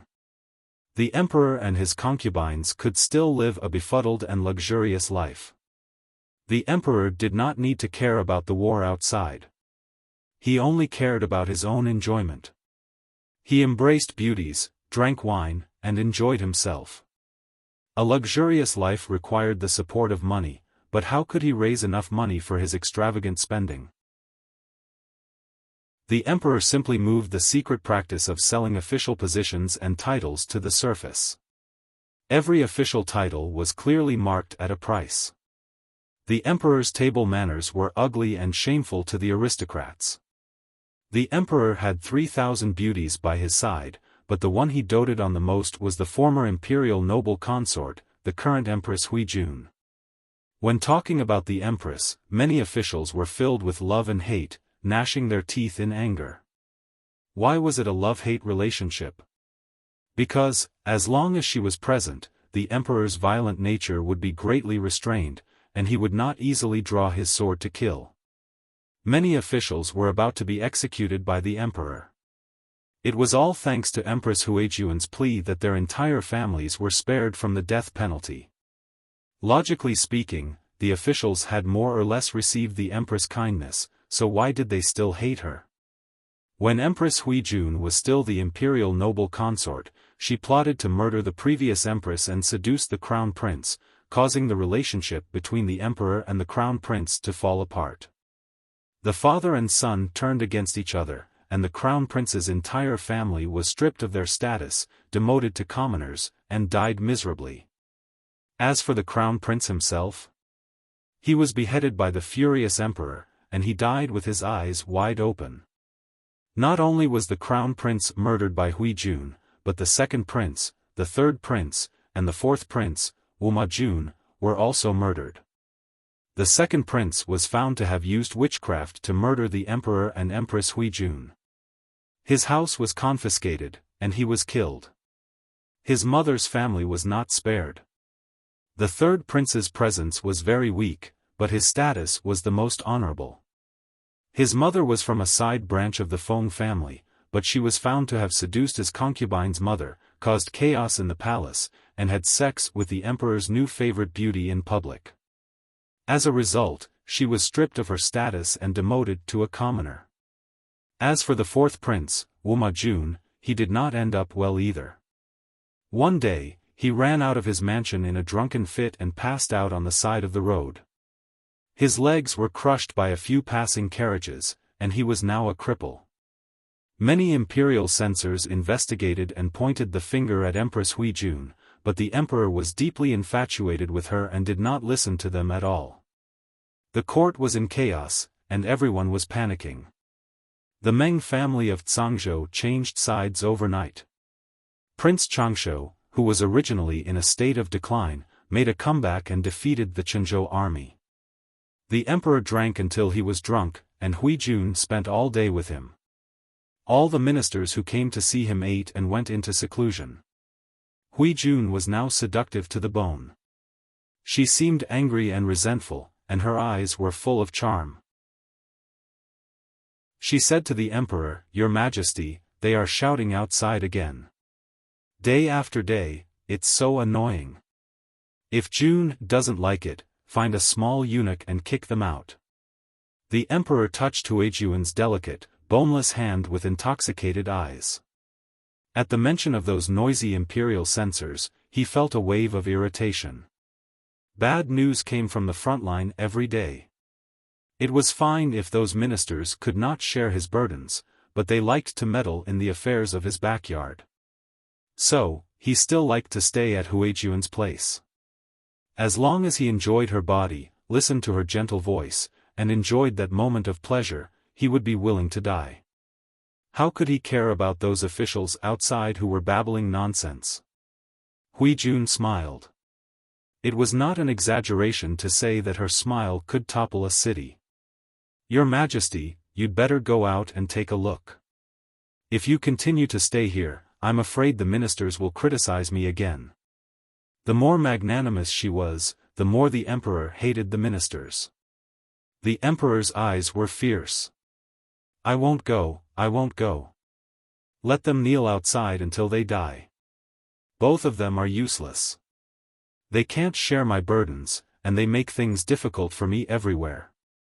If it wasn't for June's pleas, they would have been beheaded long ago. Would they still be making noise outside?" Huijun said considerately, "As the person who sleeps beside your Majesty, how can I not understand the troubles in your Majesty's heart? It's just that all the ministers are the pillars of the country. If something happens to them kneeling outside the palace, it will be one more crime to frame me. Alas! The emperor felt sorry for her and wrapped his hands around her soft hands. His heart was full of relief. They misunderstood June so much, but June still pleads for them everywhere. Unfortunately, the people outside are a group of ungrateful ingrates.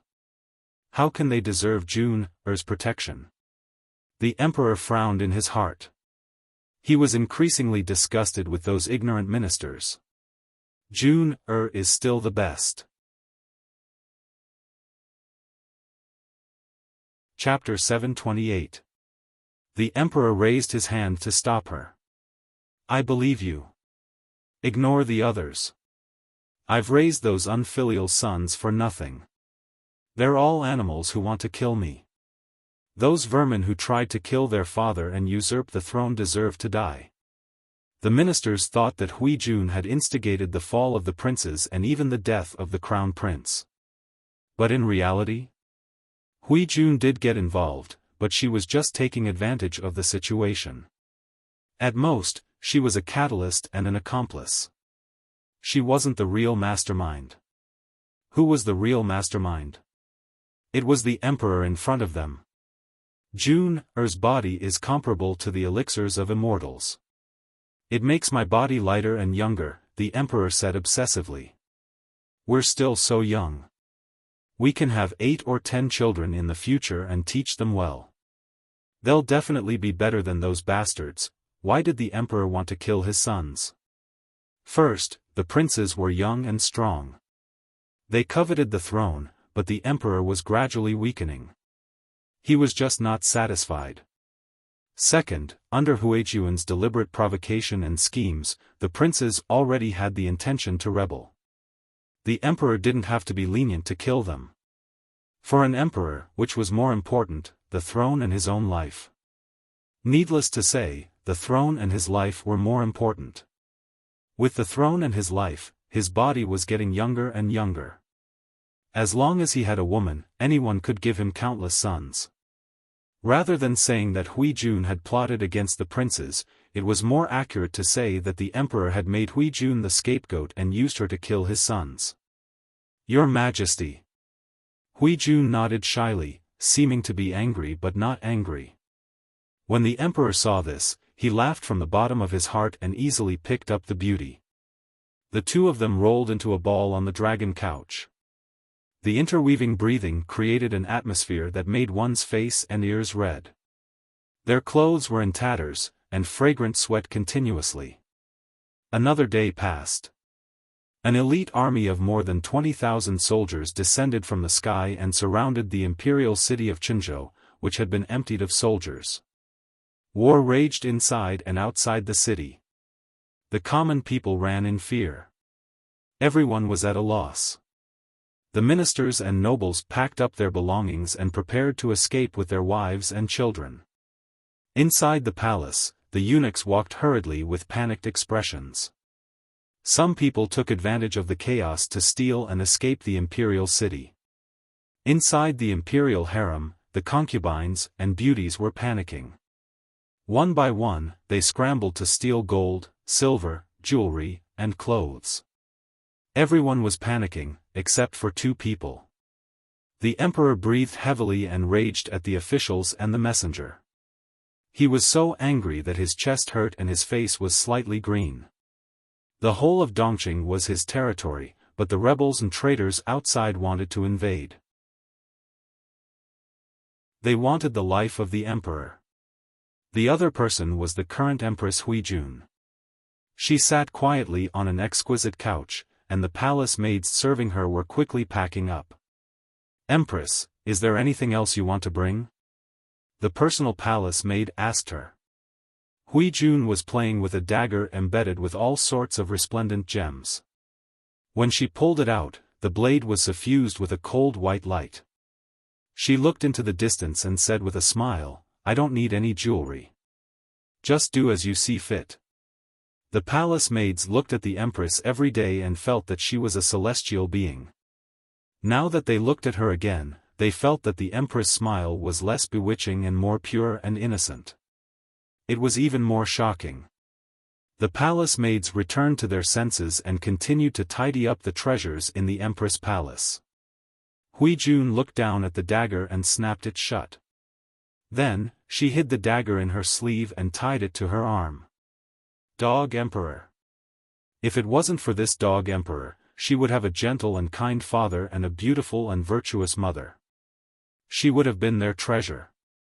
However, because of this dog Emperor, her father was killed and her mother was sent to the palace to serve a strange man while she was pregnant. After the robbery, why did he throw her mother and her into a poor house in Shangjing and make them lowly prostitutes? He broke up her family and destroyed her entire life. She wanted to cut off this man's descendants and destroy her family. Hui Jun snorted coldly and made up her mind. The emperor wanted to escape, but he didn't forget about Hui Jun. When Hui Jun was taken away by the palanquin, her ears were filled with the cries and sobs of the concubines and beauties because they had been heartlessly abandoned by the emperor. What would happen to the concubines of the emperor once they were captured by the rebel army? Hui Jun didn't have the heart to think about it. She wanted to pity these women, but in the end, she tragically realized that she no longer had that kind of mercy. Jun, why do you look so terrible? The emperor asked as he held her hand. Hui Jun said expressionlessly, I saw those sisters on the way, but the emperor interrupted Hui Jun. Those women are short-sighted and of lowly birth. Why are you sad for them, Jun?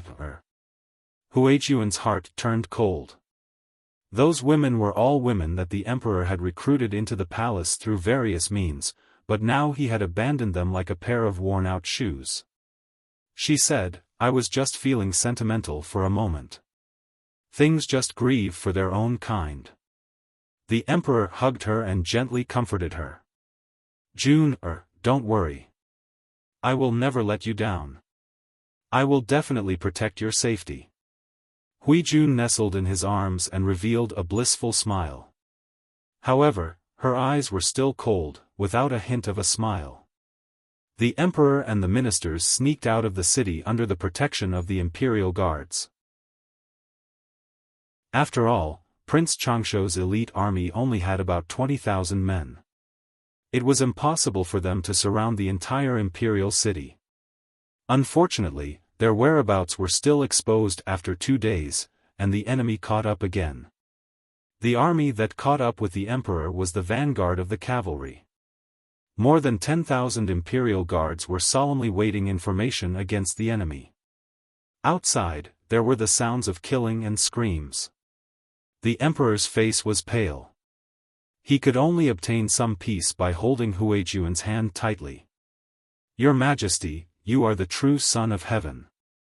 You will definitely be safe. The emperor patted Hui Jun's hand, and his pale face softened slightly. At first, the imperial guards were still able to resist the attack of the cavalry vanguard. However, as the number of enemy reinforcements increased, the imperial guards gradually lost their strength. The defensive line was broken, and there were heavy casualties. Not only were there the screams of the soldiers outside, but there were also the screams of the ministers' families. The emperor's face gradually turned from pale to green, until a head flew into the dragon carriage. Your Majesty, the reinforcements of the rebel army are coming. We can't hold them off anymore. The emperor could not sit still anymore. He asked the eunuch to prepare ordinary clothes for him, and planned to let the men of sacrifice protect him to break out of the encirclement. However, if that was the case, Empress Hui Jun would not be able to take him away. His eyes turned cold, as if recalling something from the past. He asked someone to prepare white silk wine for Hui Jun. After hearing this, Hui Jun's face turned pale. She smiled sadly. I am willing to wait for you on the bridge of helplessness. I'm sorry, I still let you down. You are the Empress. You cannot be humiliated by the rebel army. Do you understand? I understand. There were faint tears in Hui Jun's eyes as she leaned affectionately in the emperor's arms. Your Majesty, before I die, I have no other wish. I only hope that your majesty can hear the story of my past.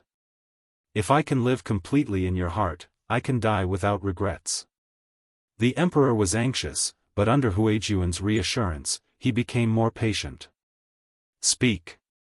Huijun stroked the side of his face affectionately with her left hand, and the dagger in her right sleeve slipped into her palm. Puff. Chapter 729. You. Vile woman, the emperor had just been regretting losing Huijun, but in the next second, this woman thrust a dagger into his heart. He used all his strength to try and break free. His eyeballs almost popped out of their sockets, and he soon stopped breathing. Huijun sneered.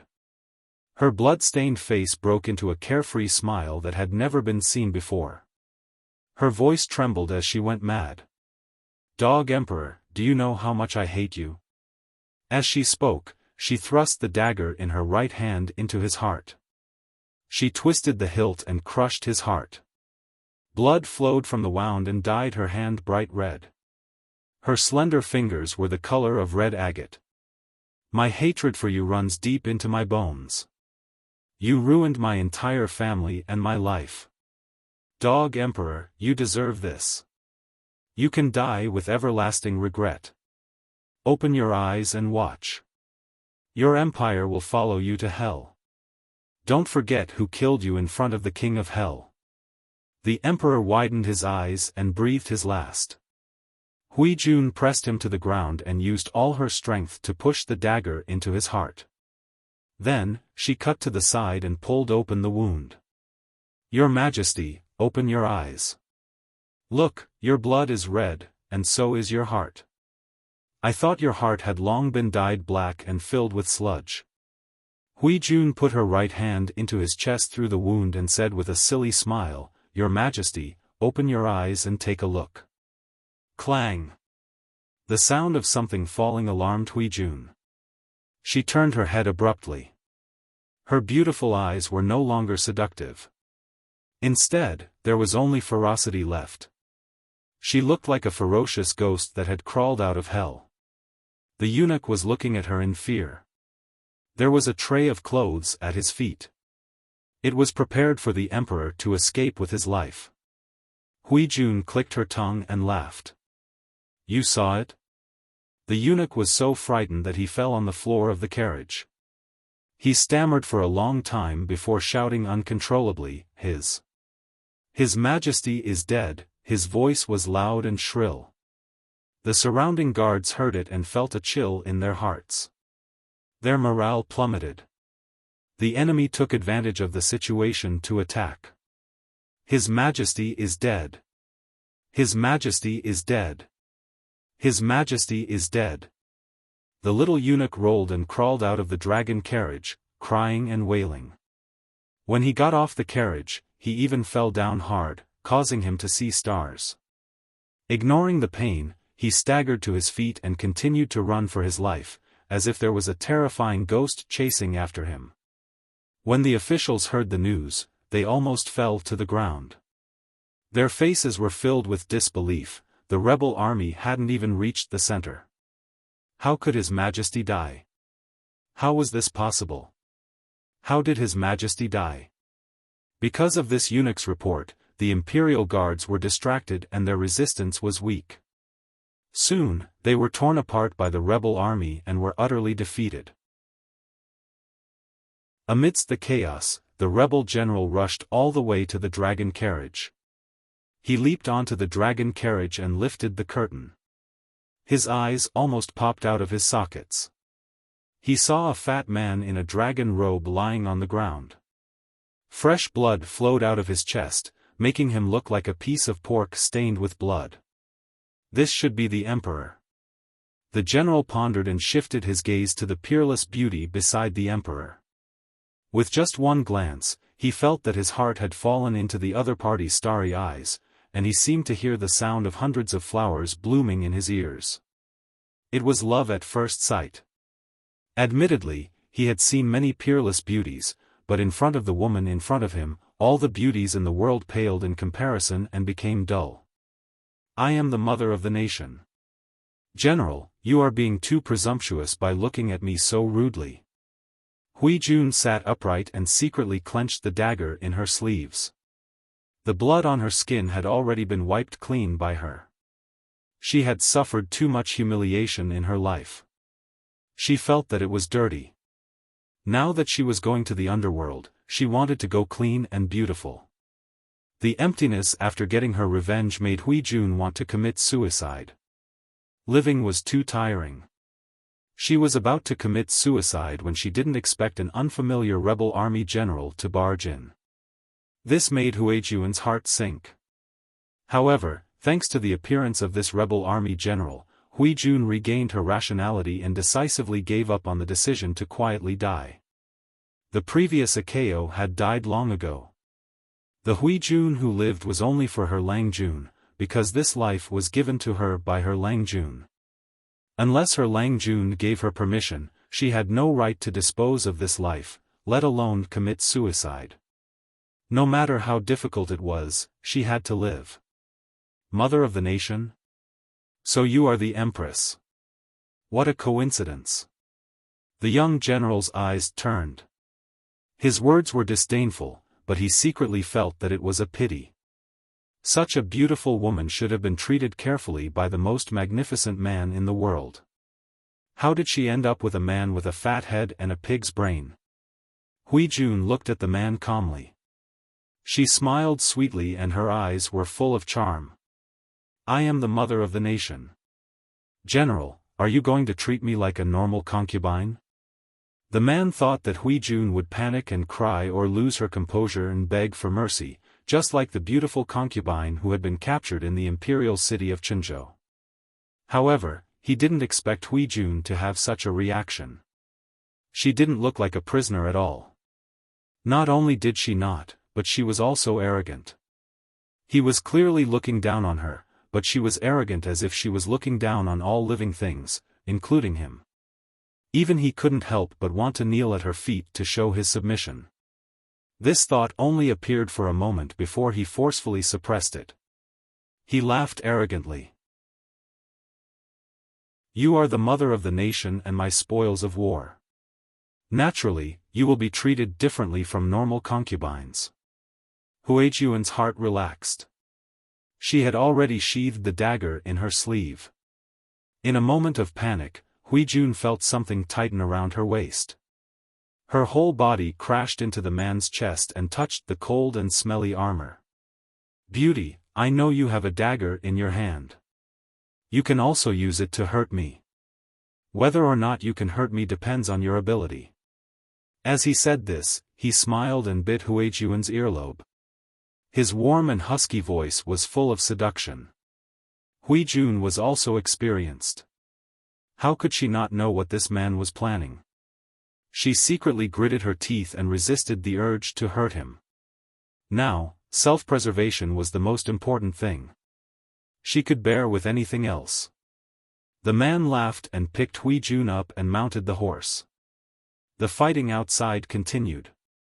The rebel army's advantage was becoming more and more obvious.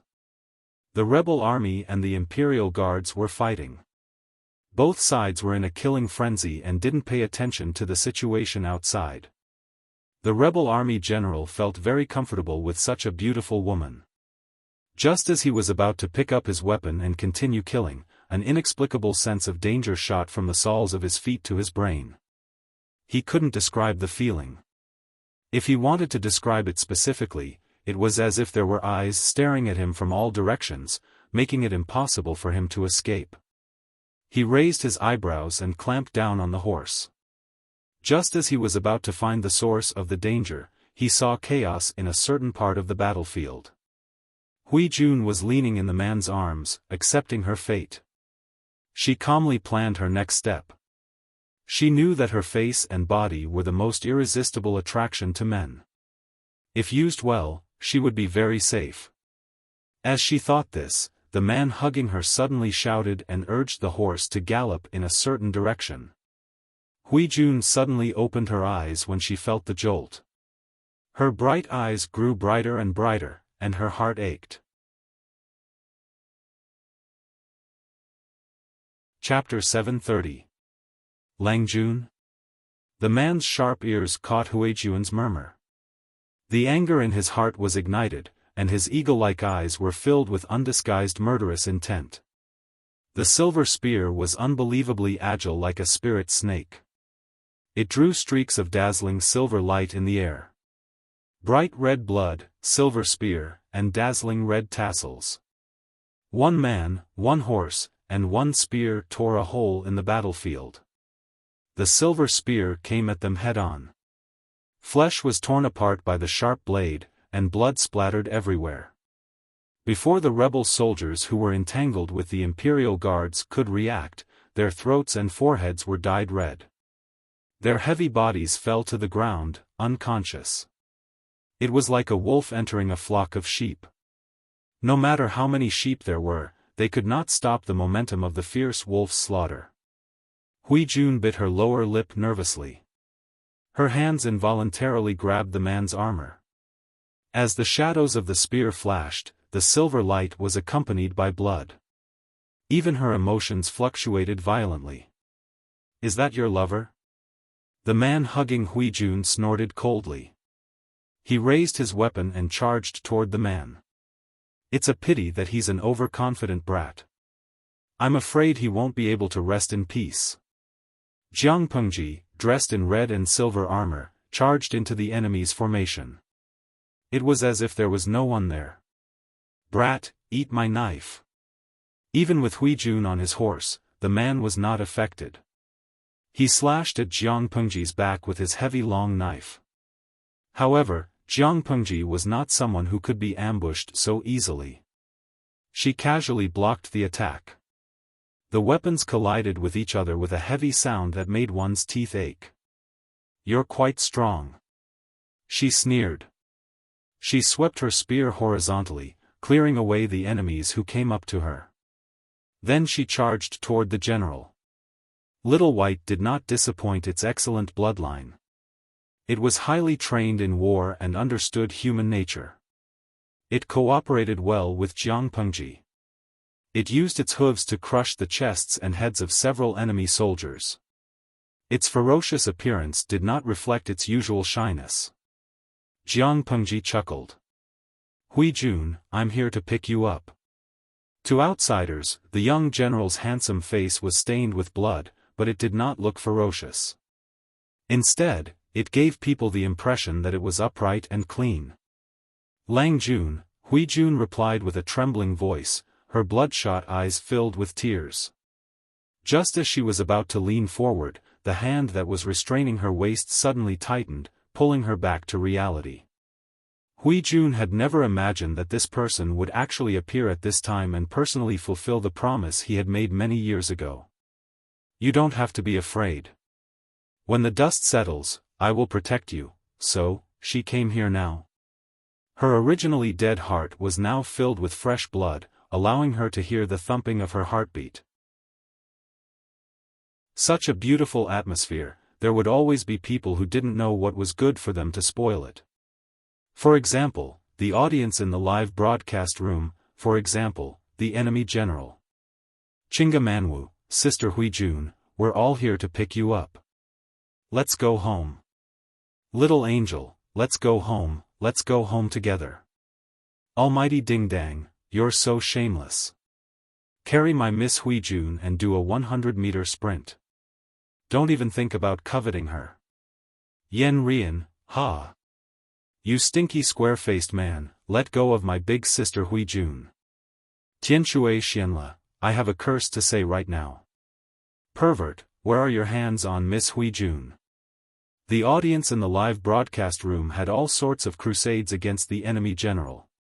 The man took advantage of her, and the strength he used to hold Huijuan's waist was almost enough to strangle her. Seeing this, Jiang Pengji directly attacked the man's face without saying a word. It seemed that she had no intention of caring about Huijun in his arms. The man laughed loudly and advanced instead of retreating. "You came at the right time." A young boy who hadn't even fully grown his pubic hair dared to snatch his woman. Clang! The sound of weapons colliding rang out. The ear-piercing high-pitched sound traveled into her eardrums. Huijun subconsciously shrank her head and closed her eyes. The man who was holding her was secretly shocked. He took a few steps back with his horse, and the horse under him even neighed in pain. How could Jiang Pengji give the other party time to react? Little White boldly rammed and bit the enemy's war horse. The silver spear in Jiang Pengji's hand turned into a shadow. She killed off the enemies that surrounded her, and she pressed forward step by step. The enemy did not dare to send out archers in consideration of their general's safety. Just as they hesitated for a moment, a cloud of dust rose from the distant horizon. Jiang Pengji rushed over on her horse. How late could her reinforcements be? The man who was holding Huijun gradually lost his strength. Sweat dripped down from under his helmet. After a round of fighting, one of his actions was greatly admired by Jiang Pengji and the audience in the streaming room. Both of them tacitly avoided Huijun. Jiang Pengji could forget about it. She had originally rushed over to save people. The man knew this, but he did not use Huijun as a shield. Instead, he did his best to protect her. This open and honest style won Jiang Pengji's favor. However, the audience was still determined to hate him. All men who fought with them for beautiful girls were heretics. The man was also surprised and depressed. His strength was already rare and tyrannical. After so many years, there were few who could match up to him. He did not expect to meet someone with even more brute force today. It turned out that he was a young general who had not fully matured. It was fine that he was born with divine strength, but he was also agile. The shadows of the spear were dense, like an impenetrable net. He, who had always been proud of his strength, did not dare to take it lightly. He could only barely resist. If it was not for the soldiers around him restraining the unfamiliar young general, the man felt that he would have lost even more miserably. He had to empty one hand to hold Huijun and the other to hold the weapon. It was already sore and limp from frequent collisions. The muscles on his arm had swollen to the point of showing signs of blood. Huijun also noticed the situation. She hurriedly and frantically said, "I'm sorry." At that moment, the man's attention was completely focused on Jiang Pengji. He could not spare any extra attention. Huijun pulled out a dagger from her sleeve and slashed the man's thigh. While he was panicking from the pain, she leaned over and pounced on Jiang Pengji. "Oh my, you're not afraid of death." Jiang Pengji carefully noticed Huijun's movements. She had long prepared to borrow him, but she still lectured him. The man who had been tricked by Huijun came back to his senses. A trace of unwillingness flashed across his face. However, he did not attack Huijun. Instead, he spat out a mouthful of bloody saliva and laughed wantonly. "You dare to snatch a woman from me? You have guts. Tell me your name. If I'm in a good mood, maybe I'll leave you with a whole corpse." Jiang Pengji protected Huijun in her arms. If she was allowed to stay on the horse, who knew if she would become a target for arrows? "Huh, aren't you afraid of cutting your tongue when you talk big?" Jiang Pengji dealt with the enemy troops with ease. At that moment, she had already tried to break out of the encirclement and regroup with the army. The rebels had no more scruples. Several cold arrows were aimed at her vital parts. Jiang Pengji lowered her voice and said to Huijun, "Hold me tight. Be careful." Chapter 731. Jiang Pengji gave Little White an order.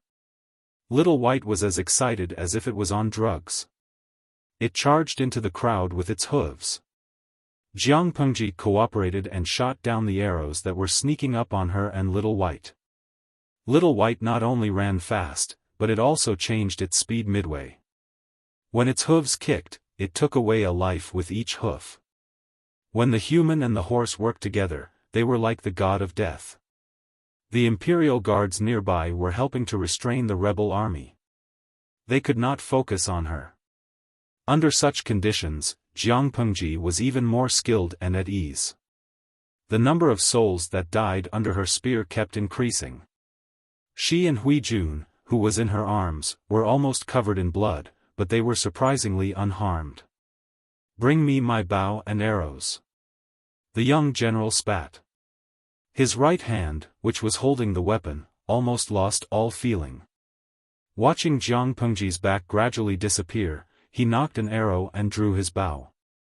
He aimed at Jiang Pengji's back. The 2-stone heavy bow was as light as a feather in his hands.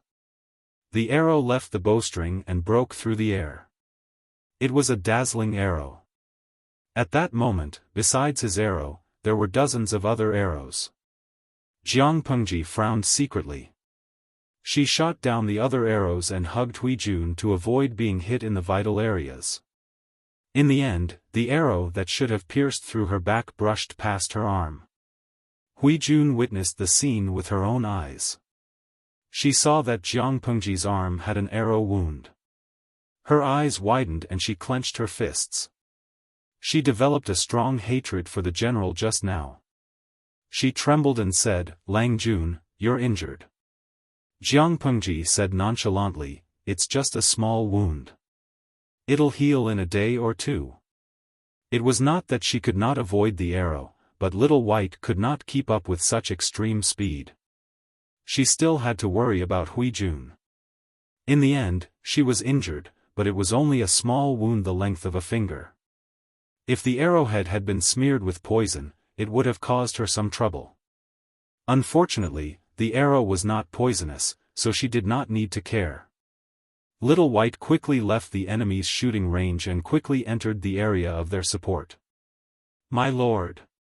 Li Yun and the others' horses were not as fast as Little White.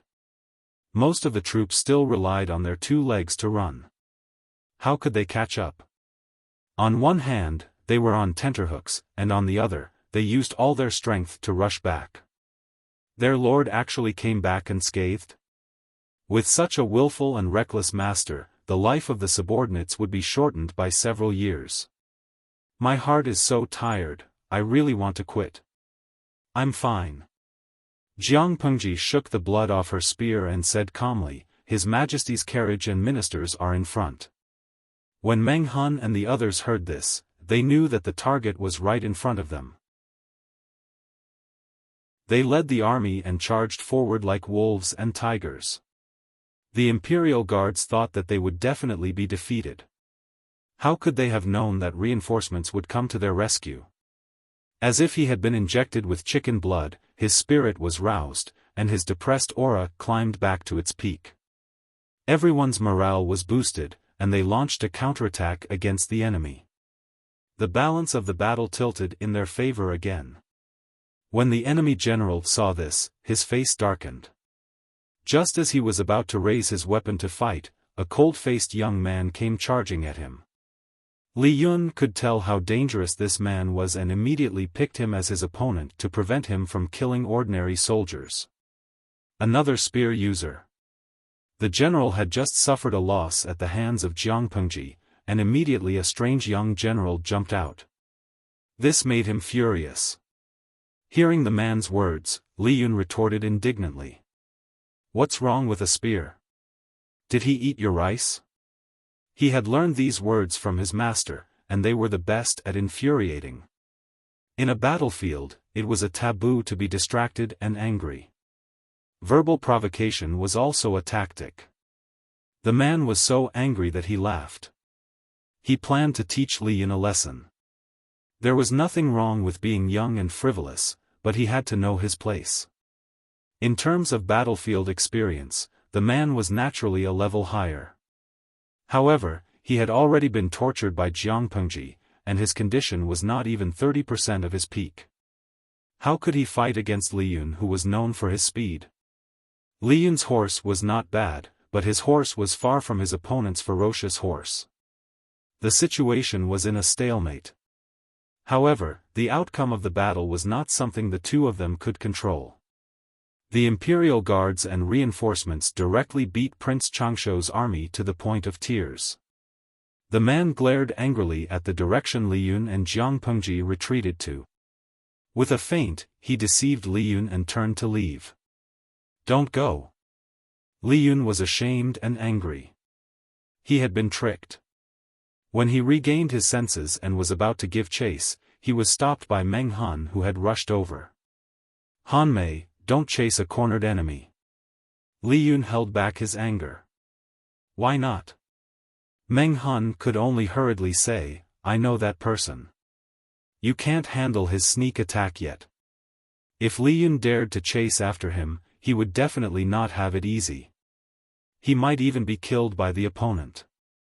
Li Yun did not believe it, but when he took a closer look at the man's retreating posture and his tense right arm, he was so scared that he broke out in a cold sweat.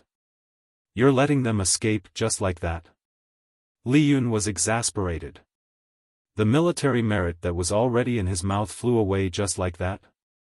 Without a generous military merit, he naturally could not receive a generous reward. Without a reward, he could not fill his wallet. What would he use to marry a wife? Thinking of Sheng Wanwan's background, how could Li Yun's heart be described as gloomy? A stray dog will always have a chance. Meng Han sighed. His eyes flashed with some emotion. "Let's go. Clean up the battlefield and report to the Lord."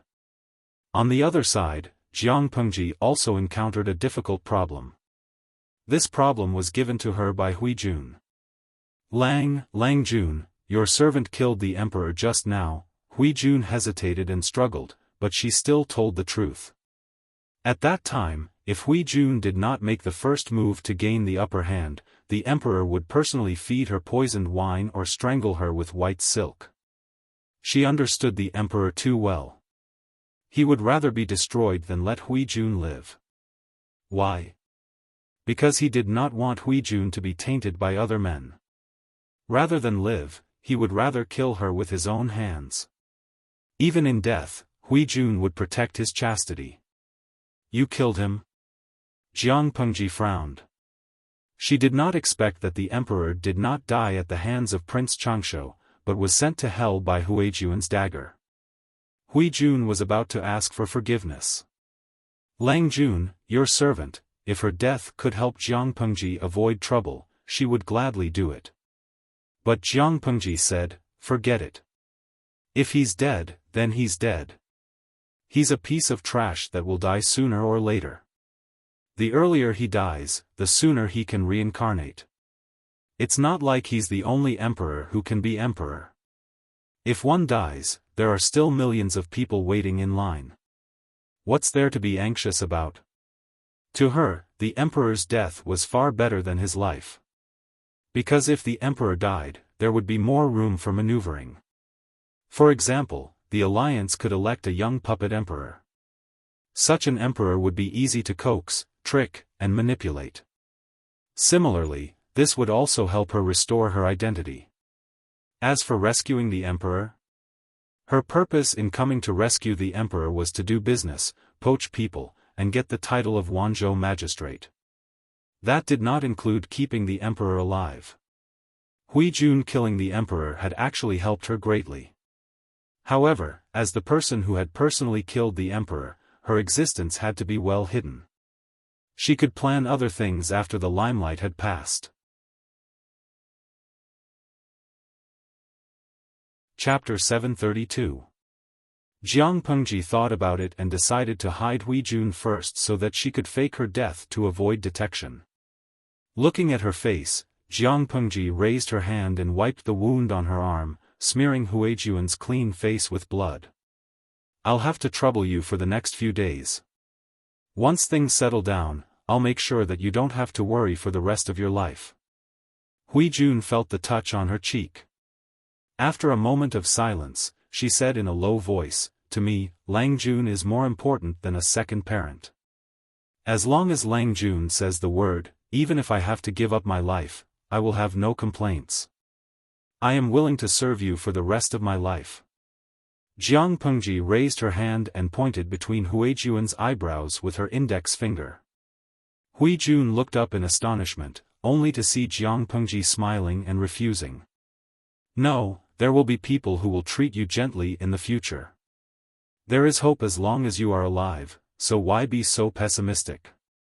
There's still a long way to go. Hui Jun clenched her fists in her sleeves and lowered her head. Yes. Jiang Pengji sent someone to strip a set of clothes off the corpse of the Imperial Guard and let Hui Jun change into it. No matter what, he had to get past this hurdle first. Once the limelight was over, he could change Hui Jun's identity. After finishing this task, he also ordered his personal guard to handle another matter. She asked the guards to search the battlefield to see if there were any female ministers who had been killed by accident. She chose a corpse that was closer to Hui Jun's and completely destroyed the face of the corpse.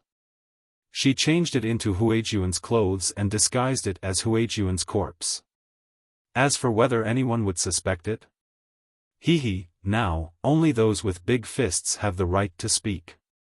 Those ministers who only have a defeated army dare to make a fuss? My lord, His Majesty is already in heaven.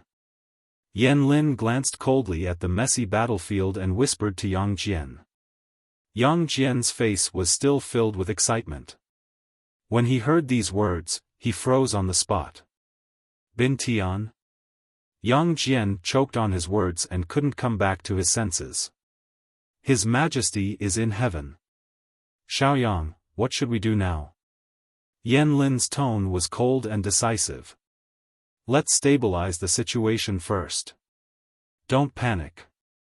We just need to cooperate with the alliance and the courtiers to elect a new emperor. If the emperor died, then so be it. In any case, the royal family had many backups. As long as the person who ascended the throne was Prince Changsho, everything would be fine. There were not many people or things that Yan Lin cared about. The so-called emperor was not one of them.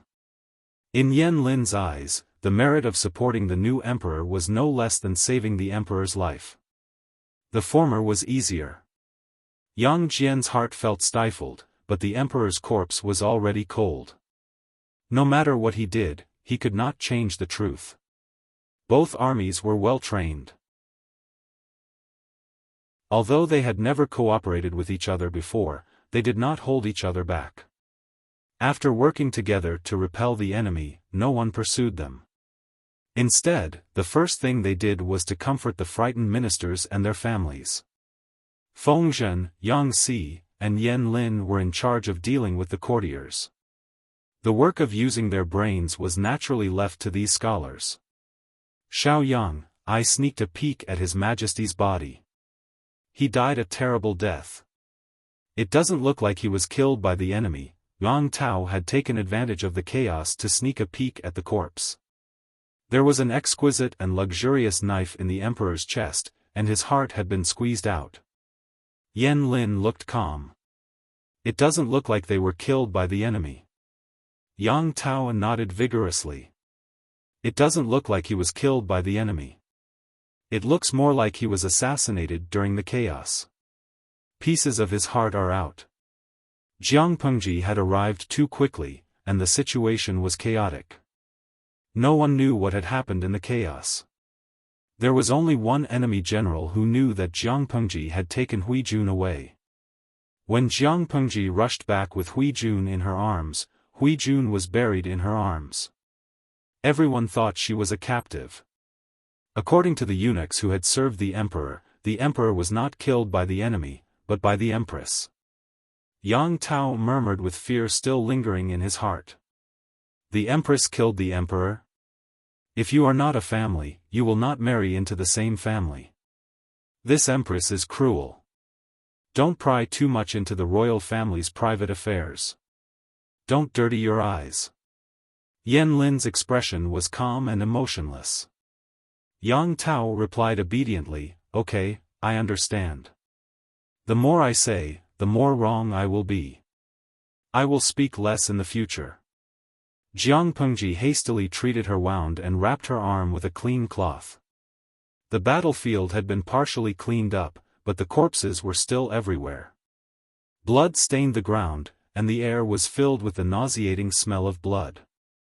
With her sharp eyes, she saw a few middle-aged men dressed as officials surrounding Yang Si and the others. They looked agitated and indignant. The demon empress must be killed. Regicide is a crime punishable by death. How can we let her go so easily? If we don't kill the demon empress, we won't be able to pacify the people. I hope you can send troops to capture her as soon as possible to comfort His Majesty's soul in heaven. Jiang Pengji walked forward, and the officials looked displeased. They were in the middle of a serious discussion, and this insensible young general dared to interrupt them? She was about to say that the commoners were not allowed to come near, but Yang Si and Fengzhen bowed to her. My lord! Who are we going to kill? We can hear it from afar. Jiang Pengji was satisfied to see the officials' expressions as if they had eaten a fly. His Majesty is in heaven, and the officials have said that the Empress is the murderer. But in this chaos, it's really difficult to find the murderer. Yang Si and Fengzhen were tired of the officials. They had no ability, but they were good at commanding people. It was fine to give orders, but they were giving orders blindly. They and Yang Jian's troops had a total of 25,000 soldiers, and they had just suffered some losses. It was already difficult enough to protect the officials and their families with such a small number of soldiers. Later, they would have to escort the emperor's body back to the imperial city of Chenzhou and drive away the enemy troops in the city. They were severely understaffed. These officials, who took advantage of their seniority, wanted to overstep their authority and asked them to send troops to find the empress who had killed the emperor. Wasn't this telling Prince Changshu, "Come, come, we are understaffed. Hurry up and send someone to attack us"? Thinking of this, Yang Si and the others didn't know what to say. However, these were all old officials in the court. They were old and respected, so they couldn't be treated lightly. They could only respond to them. Jiang Pengji's eyes moved, and she calmly glanced at the officials. Her eyes were calm, but the blood on her body and the murderous aura that hadn't dissipated made them nervous and subconsciously feel weak. Jiang Pengji stared at them and said, "Their words are not unreasonable. His Majesty's death is a matter of national mourning. We can't let the murderer go so easily. As for the Empress, there seems to be a body that fits the criteria, but the body was almost trampled by people and horses, and it was beyond recognition. Only the clothes on the body can identify it. Why don't you go and identify it?" The officials looked at each other. They were all experienced people, so how could they not see that Yang Si and the others were just being perfunctory? They were all prepared for a long war, but they didn't expect Yang Si and the others to be so easy to talk to. "Thank you." The few old officials bowed and expressed their gratitude with great sincerity.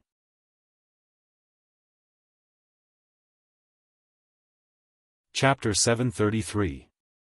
As soon as he finished speaking, 2 armored soldiers carried a simple stretcher over, one in front and one behind. Several ministers secretly craned their necks to see what was going on. The person on the stretcher was covered with a layer of white cloth, but there was blood dripping from the bottom. Pieces of flesh fell from time to time.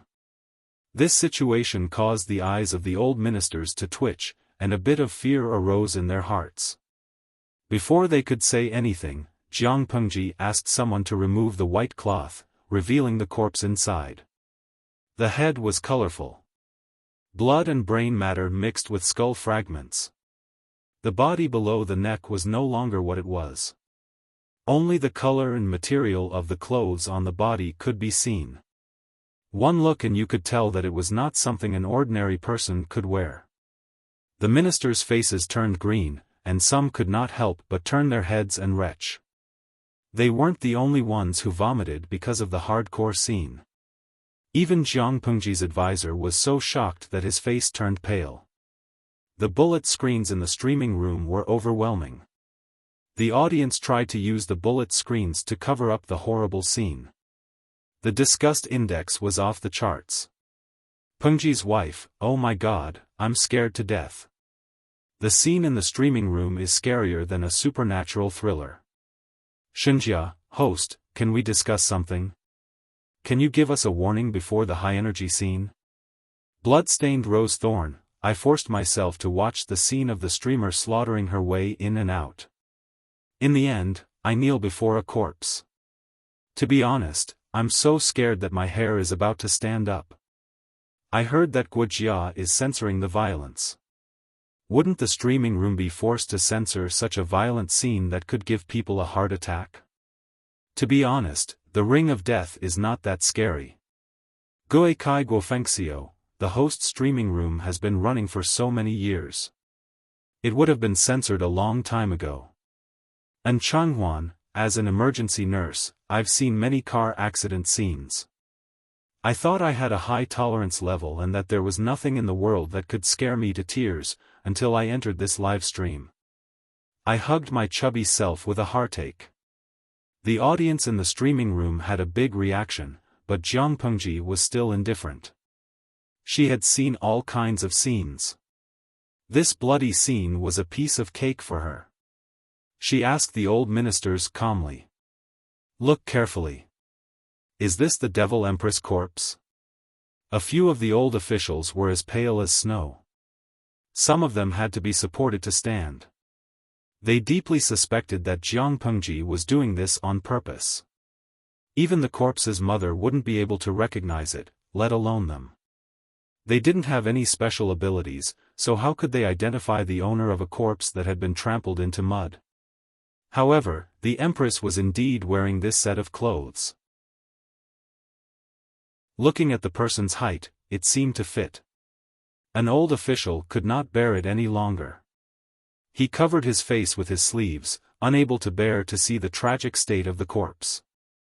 Jiang Pengji secretly curled her lips into a faint smile. You guys are so blind. Can't you see that this corpse has dirted the eyes of the noble? What are you still standing there for? Take the corpse away and bury it properly. We'll deal with it later. In my opinion, the most important thing right now is to take back the imperial city of Qinzhou as soon as possible and save those who haven't retreated yet. As for this corpse, it won't grow wings and fly away. The old ministers agreed. That makes sense. In any case, the demon empress was already a corpse and couldn't be any more dead. There was still time to settle the score in the future.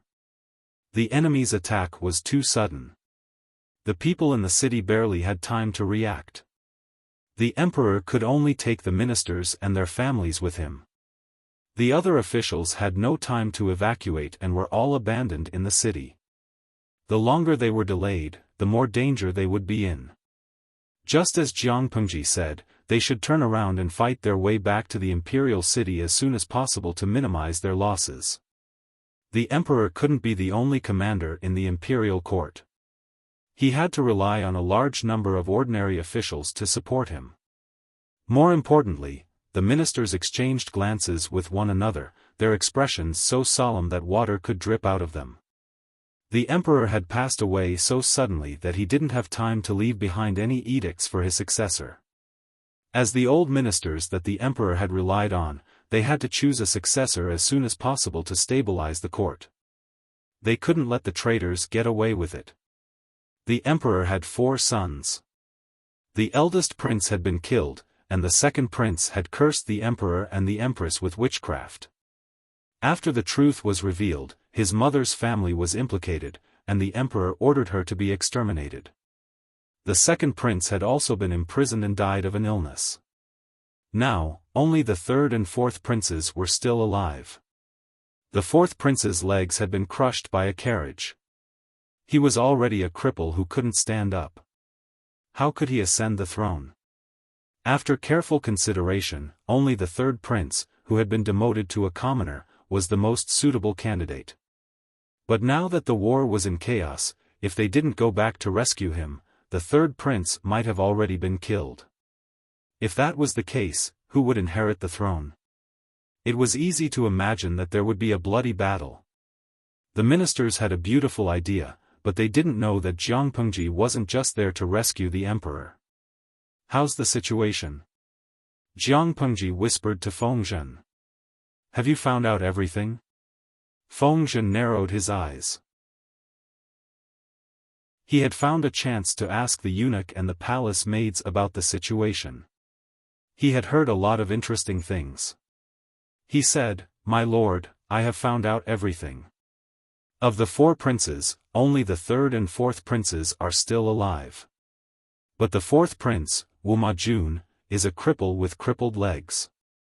He won't have a chance to stand up in this lifetime. Therefore, the most suitable candidate is the 3rd prince. The 3rd prince's background isn't simple. His mother was from a branch of the Feng family. If he ascends to the throne, I'm afraid it will be troublesome." Jiang Pengji sneered. To put it nicely, they are a branch of the Feng family. To put it bluntly, they are unrelated blood relatives. So what if the 3rd prince ascends to the throne? Will the Feng family use all their power to help him?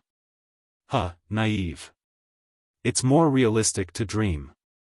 She wasn't the only one who saw it clearly. The Feng family saw it even more clearly. Dongqing was rotten to the bone. There was no way to save it. Even if the 3rd prince ascended to the throne, would the feudal lords, who had a lot of troops, surrender obediently? Just one question. Why? Why would the feudal lords hand over their lives? Because they had been living off Dongqing's salary for a few years? How shameless. Jiang Pengji continued, the Feng family is full of shrewd people. They won't take the risk. Dongqing is rotten to the bone. There is no way to save it.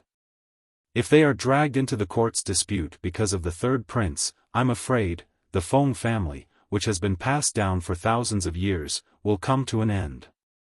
Therefore, you don't have to worry about the Feng family. But Zisher is right. If the 3rd prince ascends to the throne, it will indeed bring some trouble. If an adult emperor sat on the throne, it would indeed be more difficult for Jiang Pengji to be the official magistrate of Wanzhou. So, the 3rd prince, I'm sorry.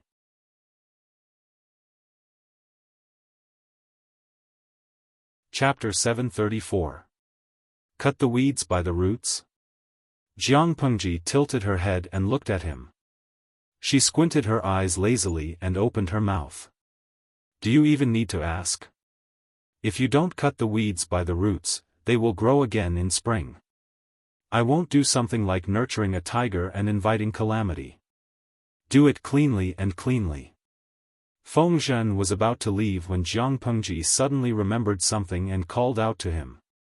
Right, kill the 4th prince as well. Fengzhen was surprised. The 4th prince was already a cripple with both legs.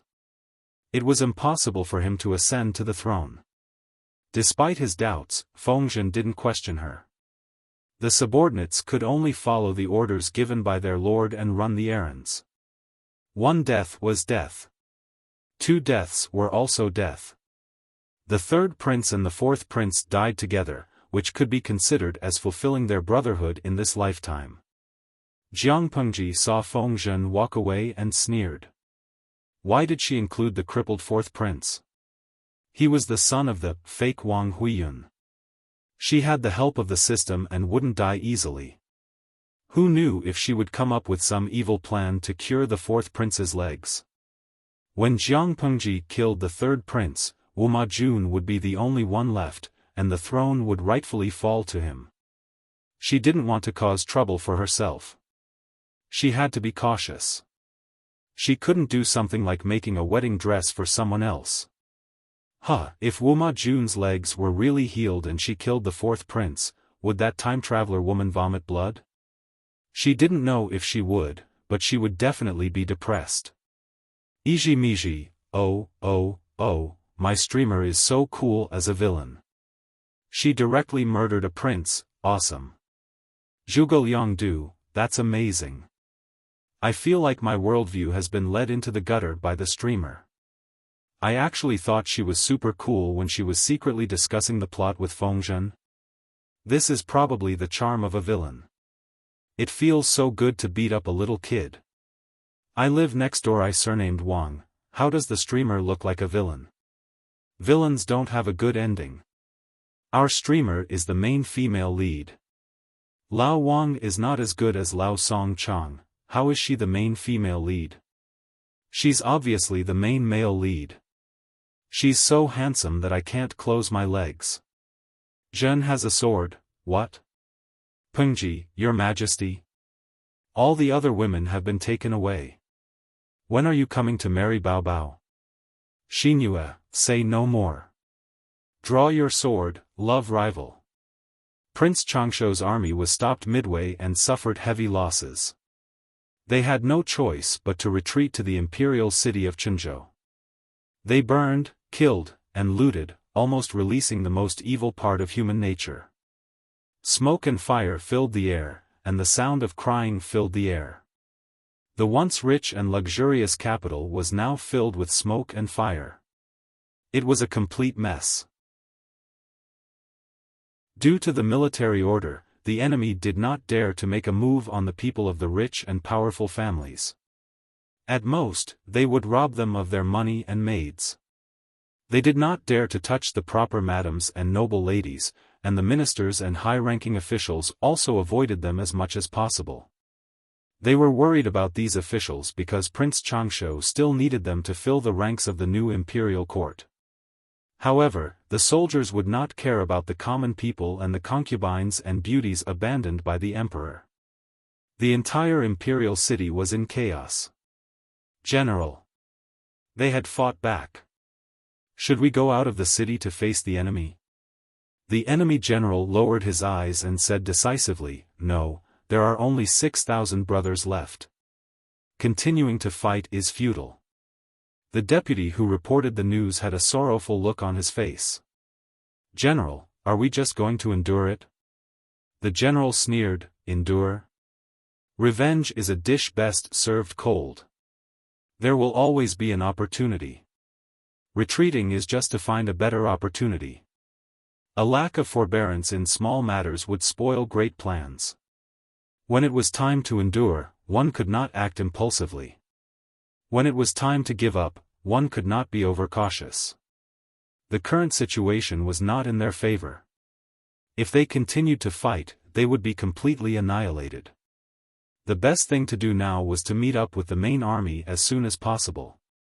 The general decisively gave the order to abandon the city and escape. Before abandoning the city, he ordered his men to take away all the officials who had not escaped in time. Without these mainstay officials, the imperial court would be nothing more than an empty shell. How long would it be able to survive? Little did he know, his action had actually helped Jiang Pengji greatly. 2 hours after they left, Jiang Pengji and Yang Jian's army arrived. The city was in ruins. The once luxurious palace was now in ruins. It was like hell on earth. On both sides of the road, there were many dead palace maids with disheveled clothes. Many eunuchs had died tragically, their heads separated from their bodies. My lord, there are probably no more enemies in the city.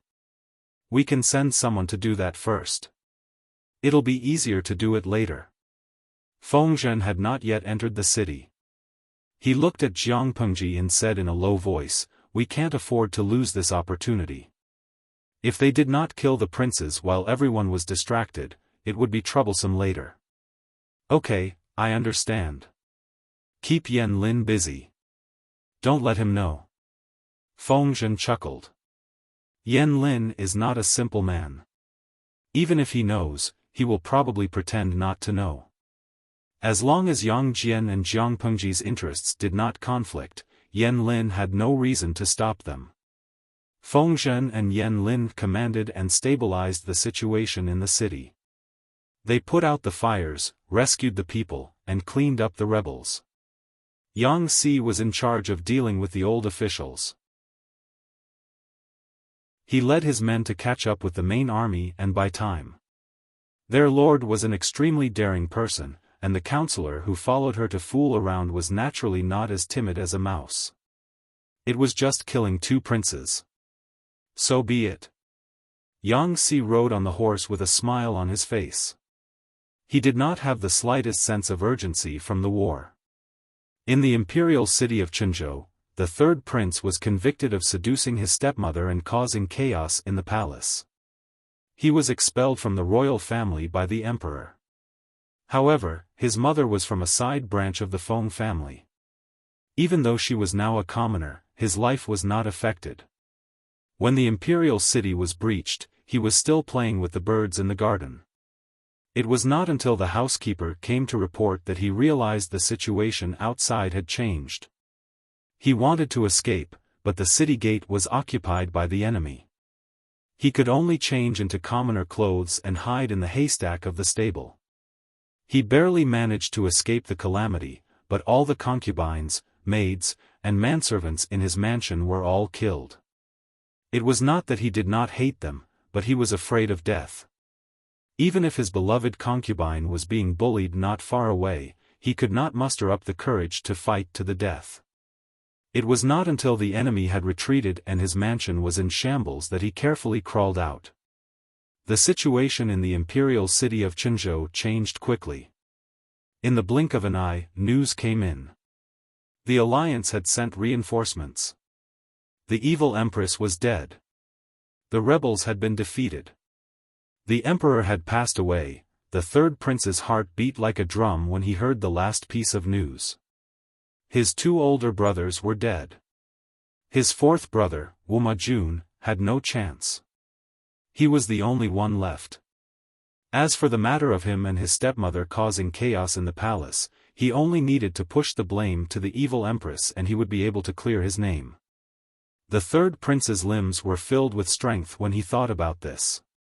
Only when a group of armored elites entered the third prince's residence did he feel completely at ease. "I am the third prince you are looking for." The soldier looked him up and down and asked in a low voice, "Are you really?" The third prince was infuriated and scolded the man. Although the third prince was not very capable, he had been raised in the royal family for many years. Ordinary people could not imitate his nobility.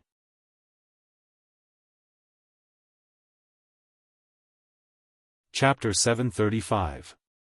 When the third prince heard this, he felt that something was wrong, but he didn't take it to heart. But, before he could take 2 steps, the leader of the soldiers suddenly stepped forward and blocked his way. The next moment, he felt a sharp pain in his chest. "I'll send you to hell. Please don't blame me, Your Highness." Amidst the pain, he vaguely heard the man's scornful and mocking voice. The third prince used all his strength to spit out 2 words. "You." He didn't finish his sentence before he breathed his last. His body slumped to one side. The soldier kicked the third prince. Seeing that he couldn't be more dead, he immediately threw the third prince's body into the well in the backyard. Once the body was in the water, it would be difficult to determine the time of death. When the time came, they just had to blame Prince Changshou's army for the third prince's death. "Let's go.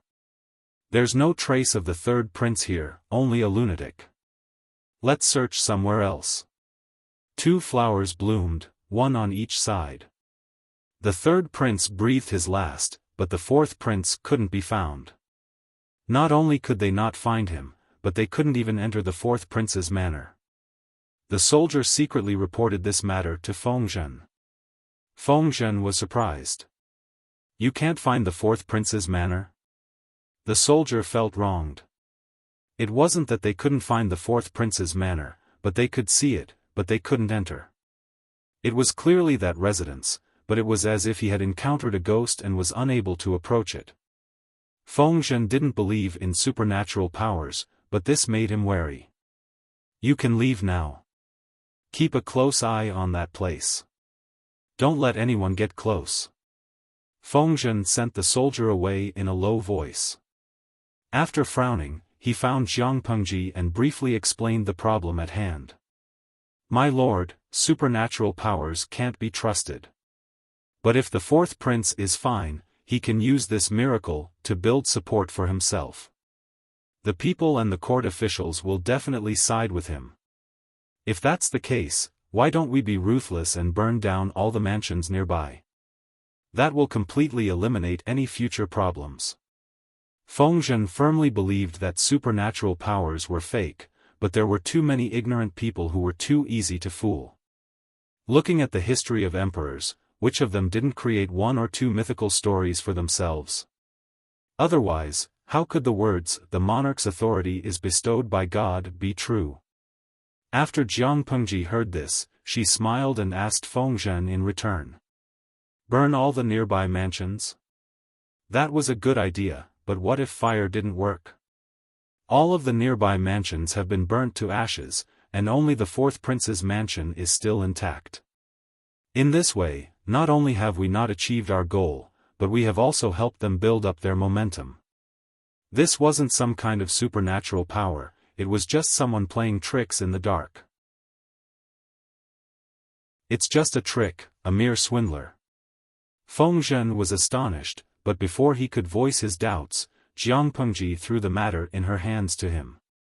Help me deal with this for a while. As for the fourth prince, I will personally send him to hell. If the soldiers could easily find the fourth prince, it meant that the time traveler did not think of using Wumajun. That was for the best. It would save her trouble. But now, the soldiers could clearly see the fourth prince's mansion, but they couldn't get close to it no matter what. This was thought-provoking. In ancient times, people would blame this on supernatural powers, but the viewers in the live stream room had a different way of thinking. Coca-Cola, when I heard the host say that she would send the fourth prince to hell, I feel like she's about to explode. She's so evil that I want to marry her. Pepsi-Cola, you're all smitten with the hosts too. 8-meter aura. Am I the only one who noticed Feng Zhen's words? I'm super curious. What happened to the fourth prince's mansion? Why did it look like ghosts were going around in circles? Could it be that there really are demons and ghosts in this world? Chiue Bo He, even if there are demons and ghosts, our host can still tear them apart. What are you afraid of?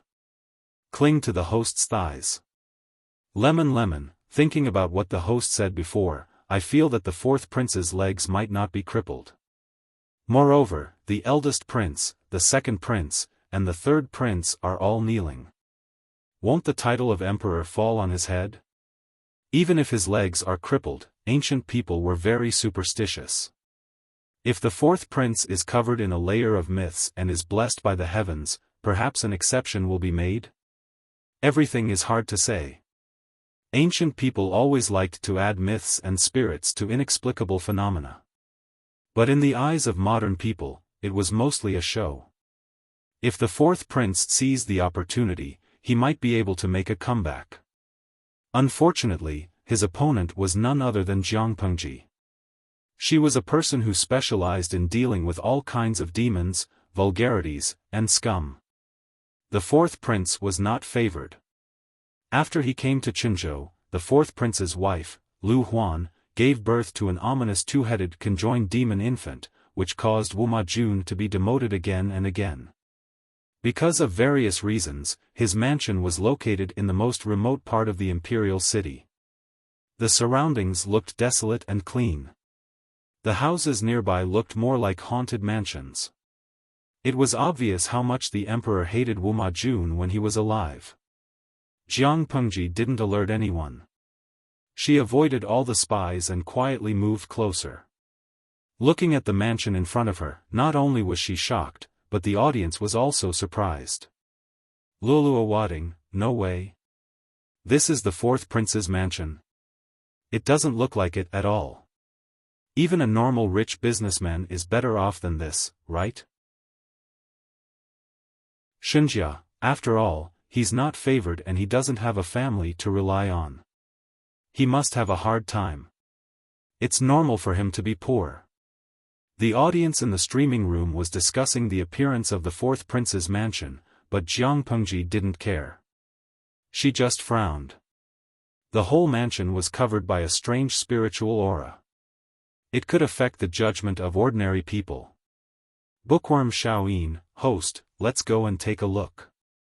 Let's see if it's really a ghost wall. Wanzhao Qingkong, we have to believe in science. We have to oppose all superstitions. Ghosts are just a trick to deceive people. Jiang Pengji observed for a while and suddenly laughed. It was indeed a trick that couldn't be used in public. It could work on ordinary people with weak mental strength, but to confuse her? It would be faster to refine it. Compared to the cold outside, the inside of the mansion was very lively. Wu Majun hugged a few maids all day long and had fun. He was very carefree. Humph. You're still messing around here? He reached his hand into the maid's collar.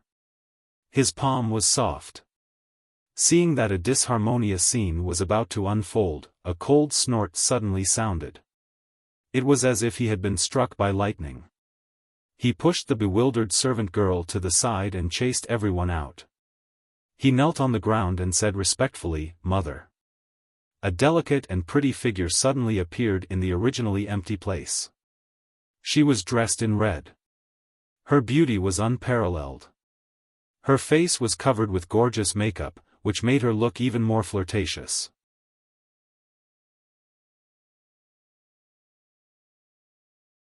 Chapter 736. You still know that I'm your mother? The woman in red snorted coldly. Wu Majun confessed in fear and trepidation. After a while, he was moved to tears. Mother, what you said makes me feel terrified. The woman in red did not want to waste time with him. The Allied army has already entered the city. It's time for you to perform. Don't let me down.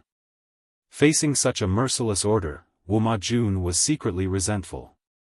However, he appeared docile and obedient with a strong sense of childlike admiration. I understand. I will definitely not disappoint Imperial Mother's expectations. A few days ago, this woman had suddenly appeared in front of him and claimed to be Wu Majun's deceased mother, Imperial concubine Wang. Of course, Wu Majun did not believe her. Although he had never seen Imperial concubine Wang, he knew that the dead could not come back to life. She did not talk nonsense with him. Instead, she gave him elixirs that cured his crippled legs in an instant. Faced with this fact, and recalling the way she had appeared out of nowhere, Wu Majun's heart beat wildly. This was clearly a trick that only a deity could do. Regardless of whether she was his mother or not, based on the ability she had displayed, she was his biological mother. Relying on the magical powers of his biological mother, the enemy troops who had invaded the imperial city treated this house as if it was nothing. Wu Majun's life had been very comfortable. Your father is dead, and so are your eldest and second brothers. Now, the only one who can compete with you is your third brother. The woman in red opened her red lips slightly. Her eyes were cold. She stood in front of Wu Majun and looked down at him. She said arrogantly, with me helping you, the outside world will think that you are the beloved son of God. I even cured your crippled legs. This is your confidence to compete for the throne. No one can be compared to you. When the time comes, I will contact the Wang family and ask them to support you. Then, you can sit on the throne. Of course, the woman in red could not contact the Wang family again, but her words reassured Wu Majun. When the emperor died, the most qualified person to inherit the throne was the emperor's son. Wu Majun's heart was beating like thunder. He was so nervous that even his palms were sweating. He had never thought that the throne that he had dreamed of for so long would be so close to him. It was almost within his reach. All of this was thanks to the red-clothed woman before him, his birth mother. He said to the red-clothed woman, "Thank you, Imperial Mother, for your meticulous planning for me. Once I sit on the dragon throne, I will definitely make you the Empress Dowager." In the past, the woman in red would have been quite interested in the Empress Dowager. But now, she lacked interest. So what if she was the Empress Dowager? No matter how noble a woman was, she was still a widow. She could not do as she pleased like the emperor. I am satisfied that my son has such filial piety. The sword of Damocles, Lu Shi, was hanging above her head. If she was not careful, it would fall and take her life. The most important thing now was to break this sword. The woman in red clenched her teeth in hatred when she recalled how she had failed to assassinate him while disguised as a dancer. Because of that operation, she owed the system 1 billion popularity points. In order to pay off her debt as soon as possible, she had been crazily doing quests during this period of time. She had even agreed to many excessively explicit requests from the audience. Her self-esteem had been repeatedly trampled on by the audience. Her hatred for Emperor Chen grew, and her hatred for the audience in the live broadcast grew.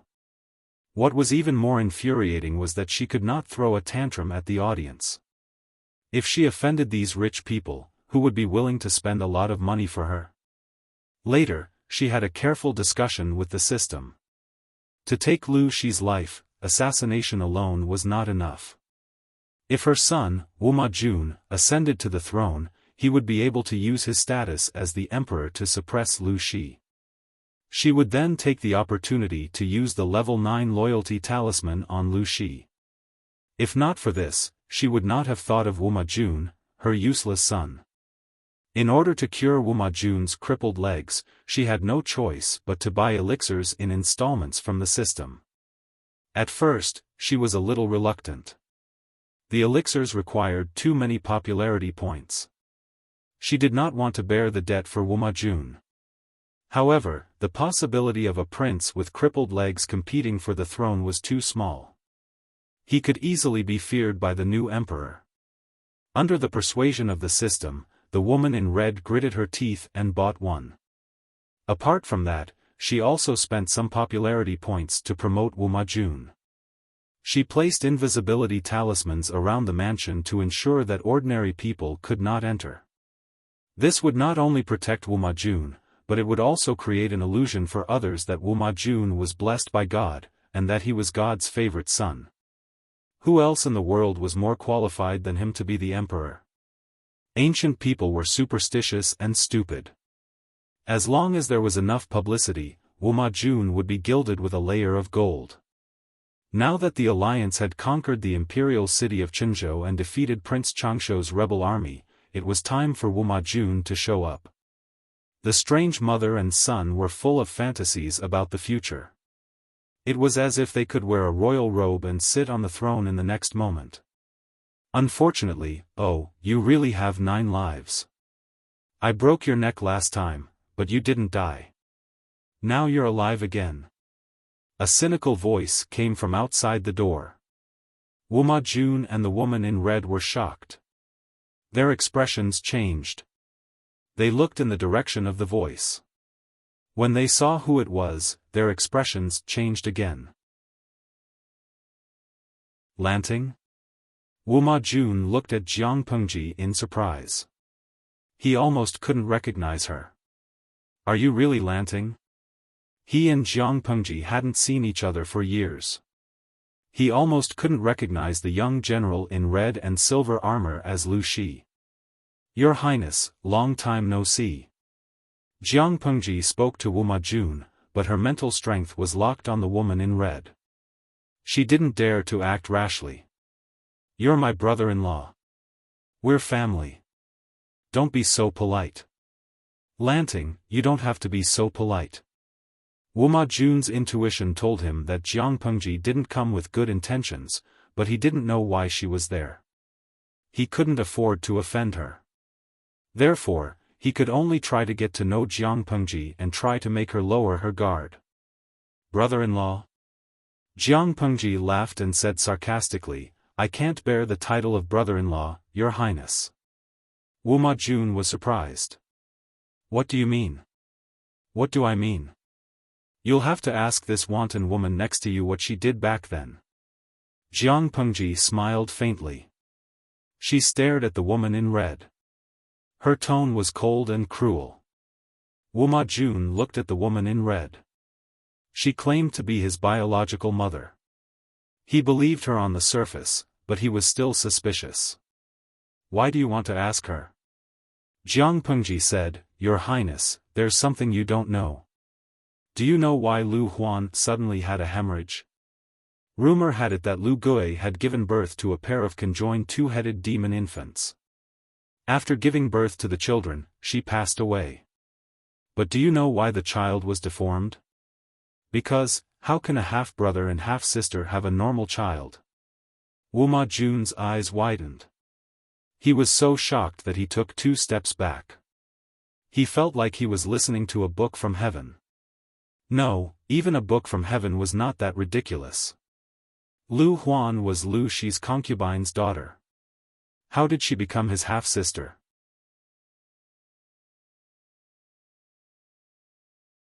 Chapter 737.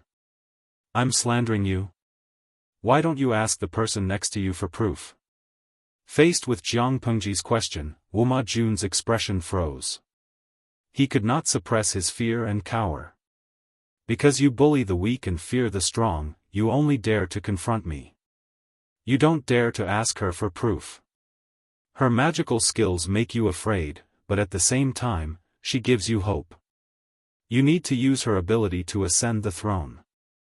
As long as you can ascend the throne, even if you never believe she's your biological mother, you can still crawl at her feet and please her like a dog. Am I right? Jiang Pengji stepped on Wu Ma Jun's sore spot, word by word, poking his sore spot. I didn't. Wu Ma Jun panicked. His eyes flickered and he did not dare to look at the woman in red. If you didn't, why are you feeling guilty? Jiang Pengji crossed her arms and sneered at the strange mother and son. She suddenly realized something and said, look at my memory. Even if I'm feeling guilty, it's this woman who feels guilty first. After all, she's worse than scum. The woman in red was pointed at and scolded by Jiang Pengji. How could she stand it?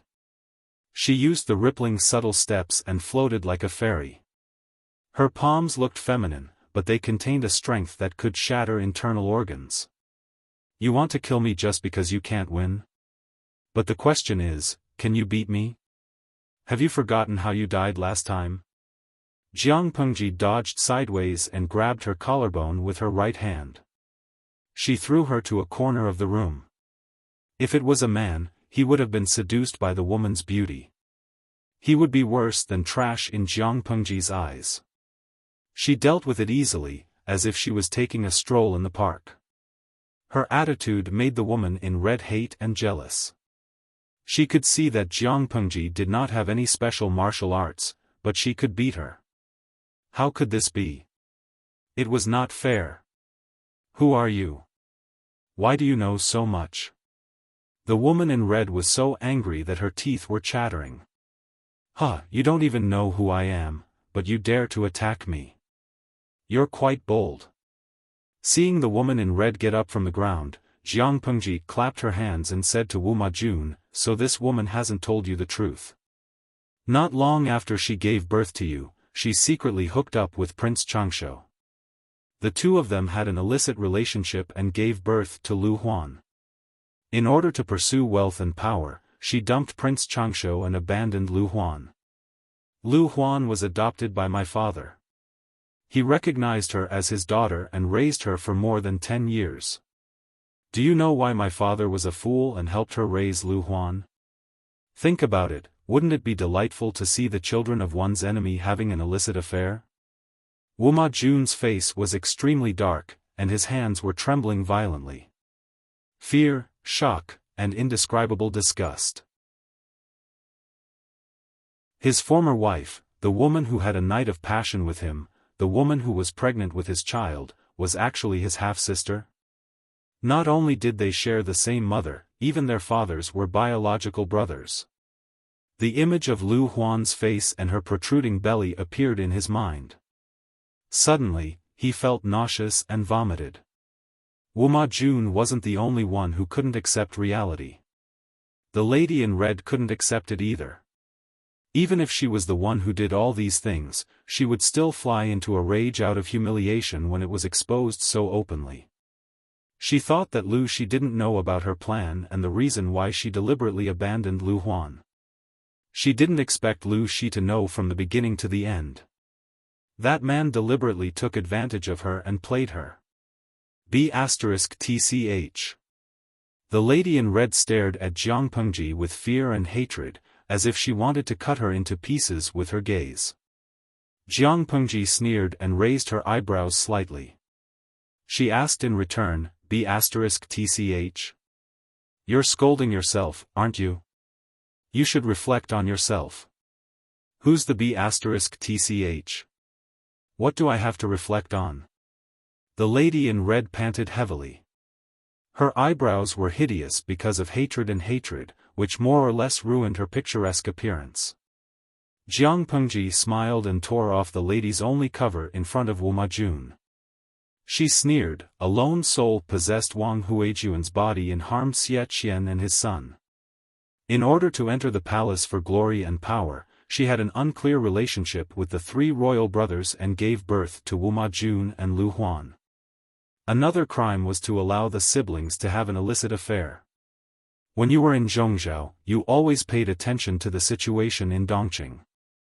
Isn't Takshu, the maidservant in my residence, your informant? Don't you know that Lu Huan and Wu Majun are engaged? It's been 3 years since their engagement. Do you dare to say that you don't know? You clearly know that they are half-siblings, but you still watched them get married and have an illicit affair.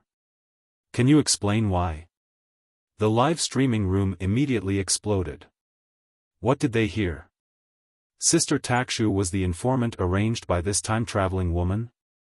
Not only was Jiang Pengji's live streaming room in an uproar, but Wu Majun felt that his worldview had been shattered into pieces.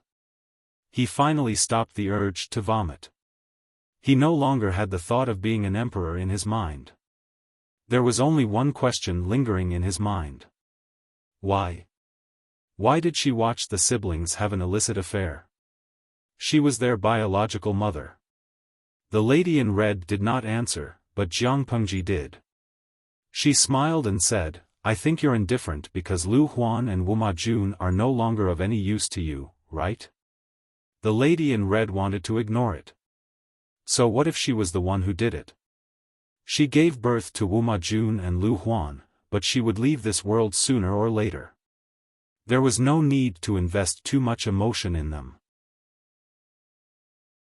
Was it wrong to do so? She felt justified in her heart, but she soon realized that it would not work. She saw that the bullet screen in her live streaming room was full of condemnations against her.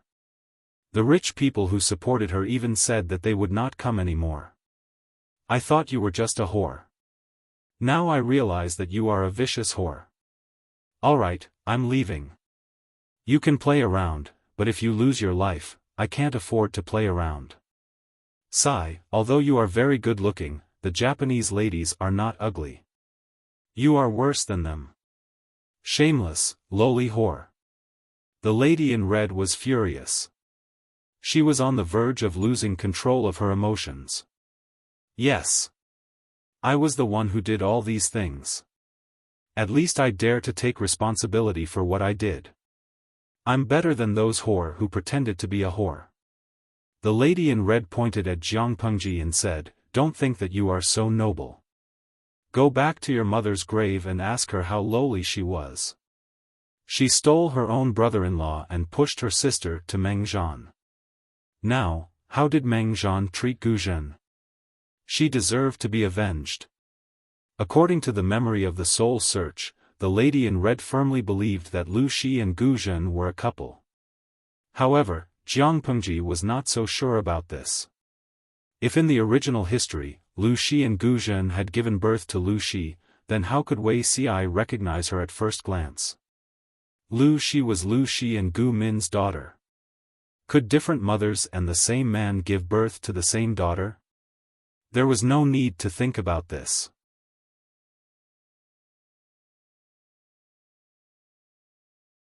Chapter 738. When had their streamer ever been insulted like that? Jiang Pengji, the person involved, had yet to explode, but the live streaming room was already in an uproar. Xiaofan's Wusheng, bring me my 40-meter machete. I'll chop this B***tch. Love the night, is this person tired of living? How dare she scold the streamer? I'll slap this son of a bitch to death. Lo Siji Lianmeng, maybe she's tired of living. After all, the streamer has already killed her once. Mo Lanji, a woman with a golden finger is willful. I feel sorry for my streamer. She's just a salted fish who knows how to live stream. Qingfeng Shuiying, ha ha ha, the person above, are you sure? The streamer is a salted fish who causes trouble everywhere. How many people are called daddy by her? Jiang Pengji tilted her head and raised her hand to pick her ear. She didn't seem angry at all. What a joke. If this level of trash abuse could make her mentally unbalanced, she wouldn't have lived until now. As a general, mentality was very important. Therefore, Jiang Pengji was still in the mood to probe the woman in red's words. Jiang Pengji rubbed her chin with interest. Her jade-like eyes were like deep pools of water. You just said, she deserves to be avenged? Does this she refer to my mother, Gu Min, or my stepmother, Gu Zhen? Or is it both? The woman in red sneered. Isn't it all the same? Yes, it's all the same, Jiang Pengji said. If that's the case, tell me, what did you do? The woman in red pressed her lips together tightly and didn't say a word. Jiang Pengji continued, my father said that Meng Zhan was still a gentleman. When he married my stepmother, he repeatedly promised that he would treat her well. But after a few years of marriage, Meng Zhan's words and actions completely violated his initial promise. I don't doubt my father's judgment. He and Meng Zhan were classmates and best friends. There was no conflict of interest between them. Meng Zhan didn't have to deceive him. So, what did you do? The woman in red didn't expect Jiang Pengji to be so sharp. She felt a vague sense of guilt and excitement. She regarded Lu Shi and his wife as formidable opponents. They had fought many times. That was one of the few times she won. She smiled proudly. Gu Min's bridal chamber didn't bleed. In order for her to gain a firm footing in her maiden home, I sent her a gift secretly so that she could give birth in one night. Jiang Pengji's face turned cold. And then? On the night before Gu Zhen's wedding, she was ambushed by a small group of bandits on the way to the wedding. In the end, it was a close shave, but there were rumors that Gu Zhen had lost her virginity to the bandits. The wedding was just around the corner, so it was impossible for it to fail. You also know that men care a lot about things like falling red. There was no red on the wedding night. Meng Zhan wanted to endure it, but Gu Zhen got pregnant on the first night of the wedding. So, who does this child belong to? There was no paternity test in this era, and the unreliable blood test was still bullshit. Meng Zhan had always felt that he was under a cloud. It was hard for him to talk about it. He wanted to find a chance for Gu Zhen to beat the child and then let the matter go. In the end, Gu Zhen insisted on keeping the child, which became the first knot between the couple. Jiang Pengji laughed. Did you also do something to my stepmother's second child? The lady in red said, Meng Zhan has seen Gu Zhen fooling around with the servants in the manor. How could he not hate her? A stepmother would never do such a thing. The woman in red smiled sweetly. The appearance-changing pill is a good thing. Jiang Pengji's smile turned cold. You are indeed ruthless. You used such a shameful and unpresentable trick very well. So what if it's not presentable? Didn't your mother, who was like a white lotus, also fall? The woman in red sneered. If you didn't really hate my mother, I would have thought that you had forbidden feelings for her. Jiang Pengji sighed and asked one last question. One last question. Were you the one who hurt my mother 14 years ago? Did you almost kill her? The woman in red was about to answer, but she suddenly held back. I won't say. Jiang Pengji laughed. I know the answer even if you don't say it. It's rare to see someone as stupid as you in the world. The woman in red's anger that had just been extinguished burned again. She secretly squeezed the grade 9 loyalty talisman. The system secretly stopped her from doing anything. Host, now is not a good time to make a move. You are also not her opponent. Lu Shi's spirit is very strong. You must wait until she is defenseless or when she is seriously ill and weak. Only then will the success rate be 100%. She is still at her peak. The success rate of the grade 9 loyalty talisman is much lower than normal. Don't take the risk. Retreat first. As long as there is life, there is hope. The system also hated Jiang Pengji to the core, but it could not do anything to her. The woman in red finally regained some of her rationality. She swallowed her anger unwillingly and planned to secretly crush the deity's 1,000 miles talisman to escape. Jiang Pengji's spirit was very strong. How could she miss her little trick? The woman in red had just crushed the deity's 1,000 miles talisman when Jiang Pengji, who was a few meters away, suddenly appeared behind her. In the next moment, she felt a sharp pain in her neck. The sound of bones breaking reached her eardrums. Since you've revealed so much, I'll give you another chance to turn things around. See you next time. Jiang Pengji respectfully sent the woman in red off with a smile. She seemed very happy on the surface, but her heart was gloomy. She had done so many wrong things. Killing her once would be too easy. It would be better to keep her alive and play with her slowly. Seeing Jiang Pengji kill people and the woman in red disappear without a trace, Wu Majun was so scared that he knelt on the ground. Both of them were monsters. When Jiang Pengji's gaze fell on him, Wu Majun was so scared that he crawled on all fours. He wanted to leave this place. As long as he could live, he was willing to do anything. Why are you running? Before Wu Majun could crawl 2 steps, he felt a strong impact on his waist. Jiang Pengji stepped on him. Lanting, don't kill me because of our past relationship. Lu Huan is not your biological sister, but we are siblings. Wu Majun was so scared that his limbs felt weak. His lower abdomen loosened, and a warm orange-yellow liquid flowed out. Snot and tears flowed down his face. Seeing this, Jiang Pengji mocked him.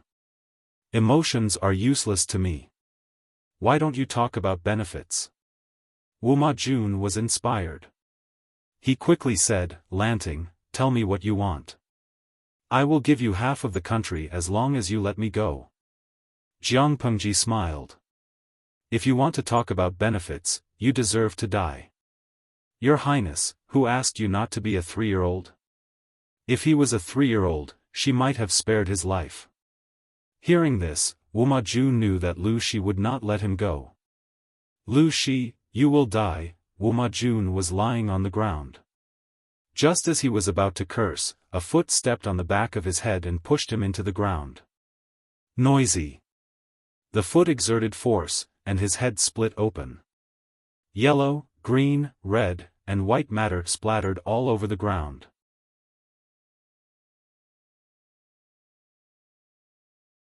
Chapter 739.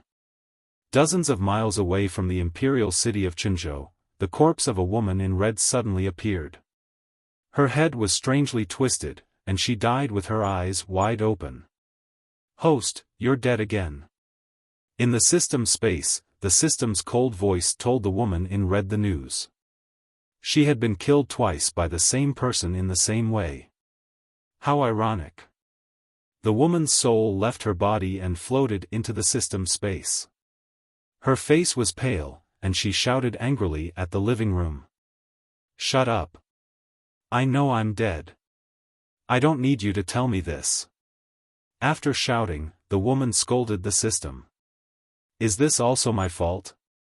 I listened to your advice and gave up on using the level 9 loyalty talisman on her. Why did I still die? It's all because of the talisman you gave me. I didn't teleport her away immediately. I already crushed it. Why did Lu Shi still catch me and crush my neck? Isn't this your fault? The system was silent for a while, then warned the woman in red in an even colder tone. "Host, I hope you can calm down. The system can't be wrong. The talisman can't be wrong either." The woman in red laughed coldly. "If it's not wrong, why did I die?" The deity traversing 1,000 miles talisman is a product of the cultivation plane. Its usage involves the realm of the mind and soul. Lu Shi's mind and brain are very strong, comparable to a cultivator's. She's not a cultivator and has no spiritual power, but she can use her mind to interfere with the activation of the talisman and delay the teleportation portal by 1 to 2 seconds. That is enough time for her to crush your neck. The woman in red was stunned. She asked the system after a while. "Why didn't you tell me this earlier?" If she had known, she wouldn't have foolishly used the talisman in front of Jiangpengji. The system's tone was still emotionless.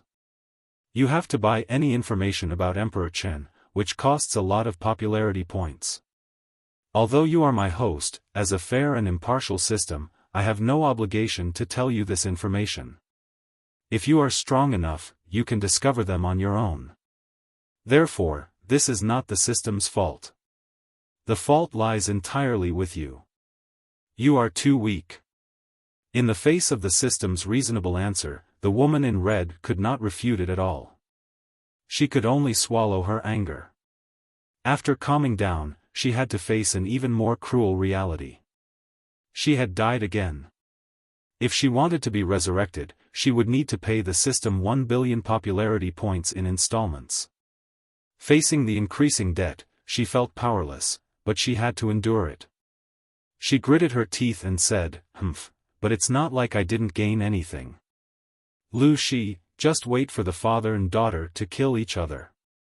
While the woman in red waited for her resurrection, Jiangpengji hummed a tune in a carefree mood.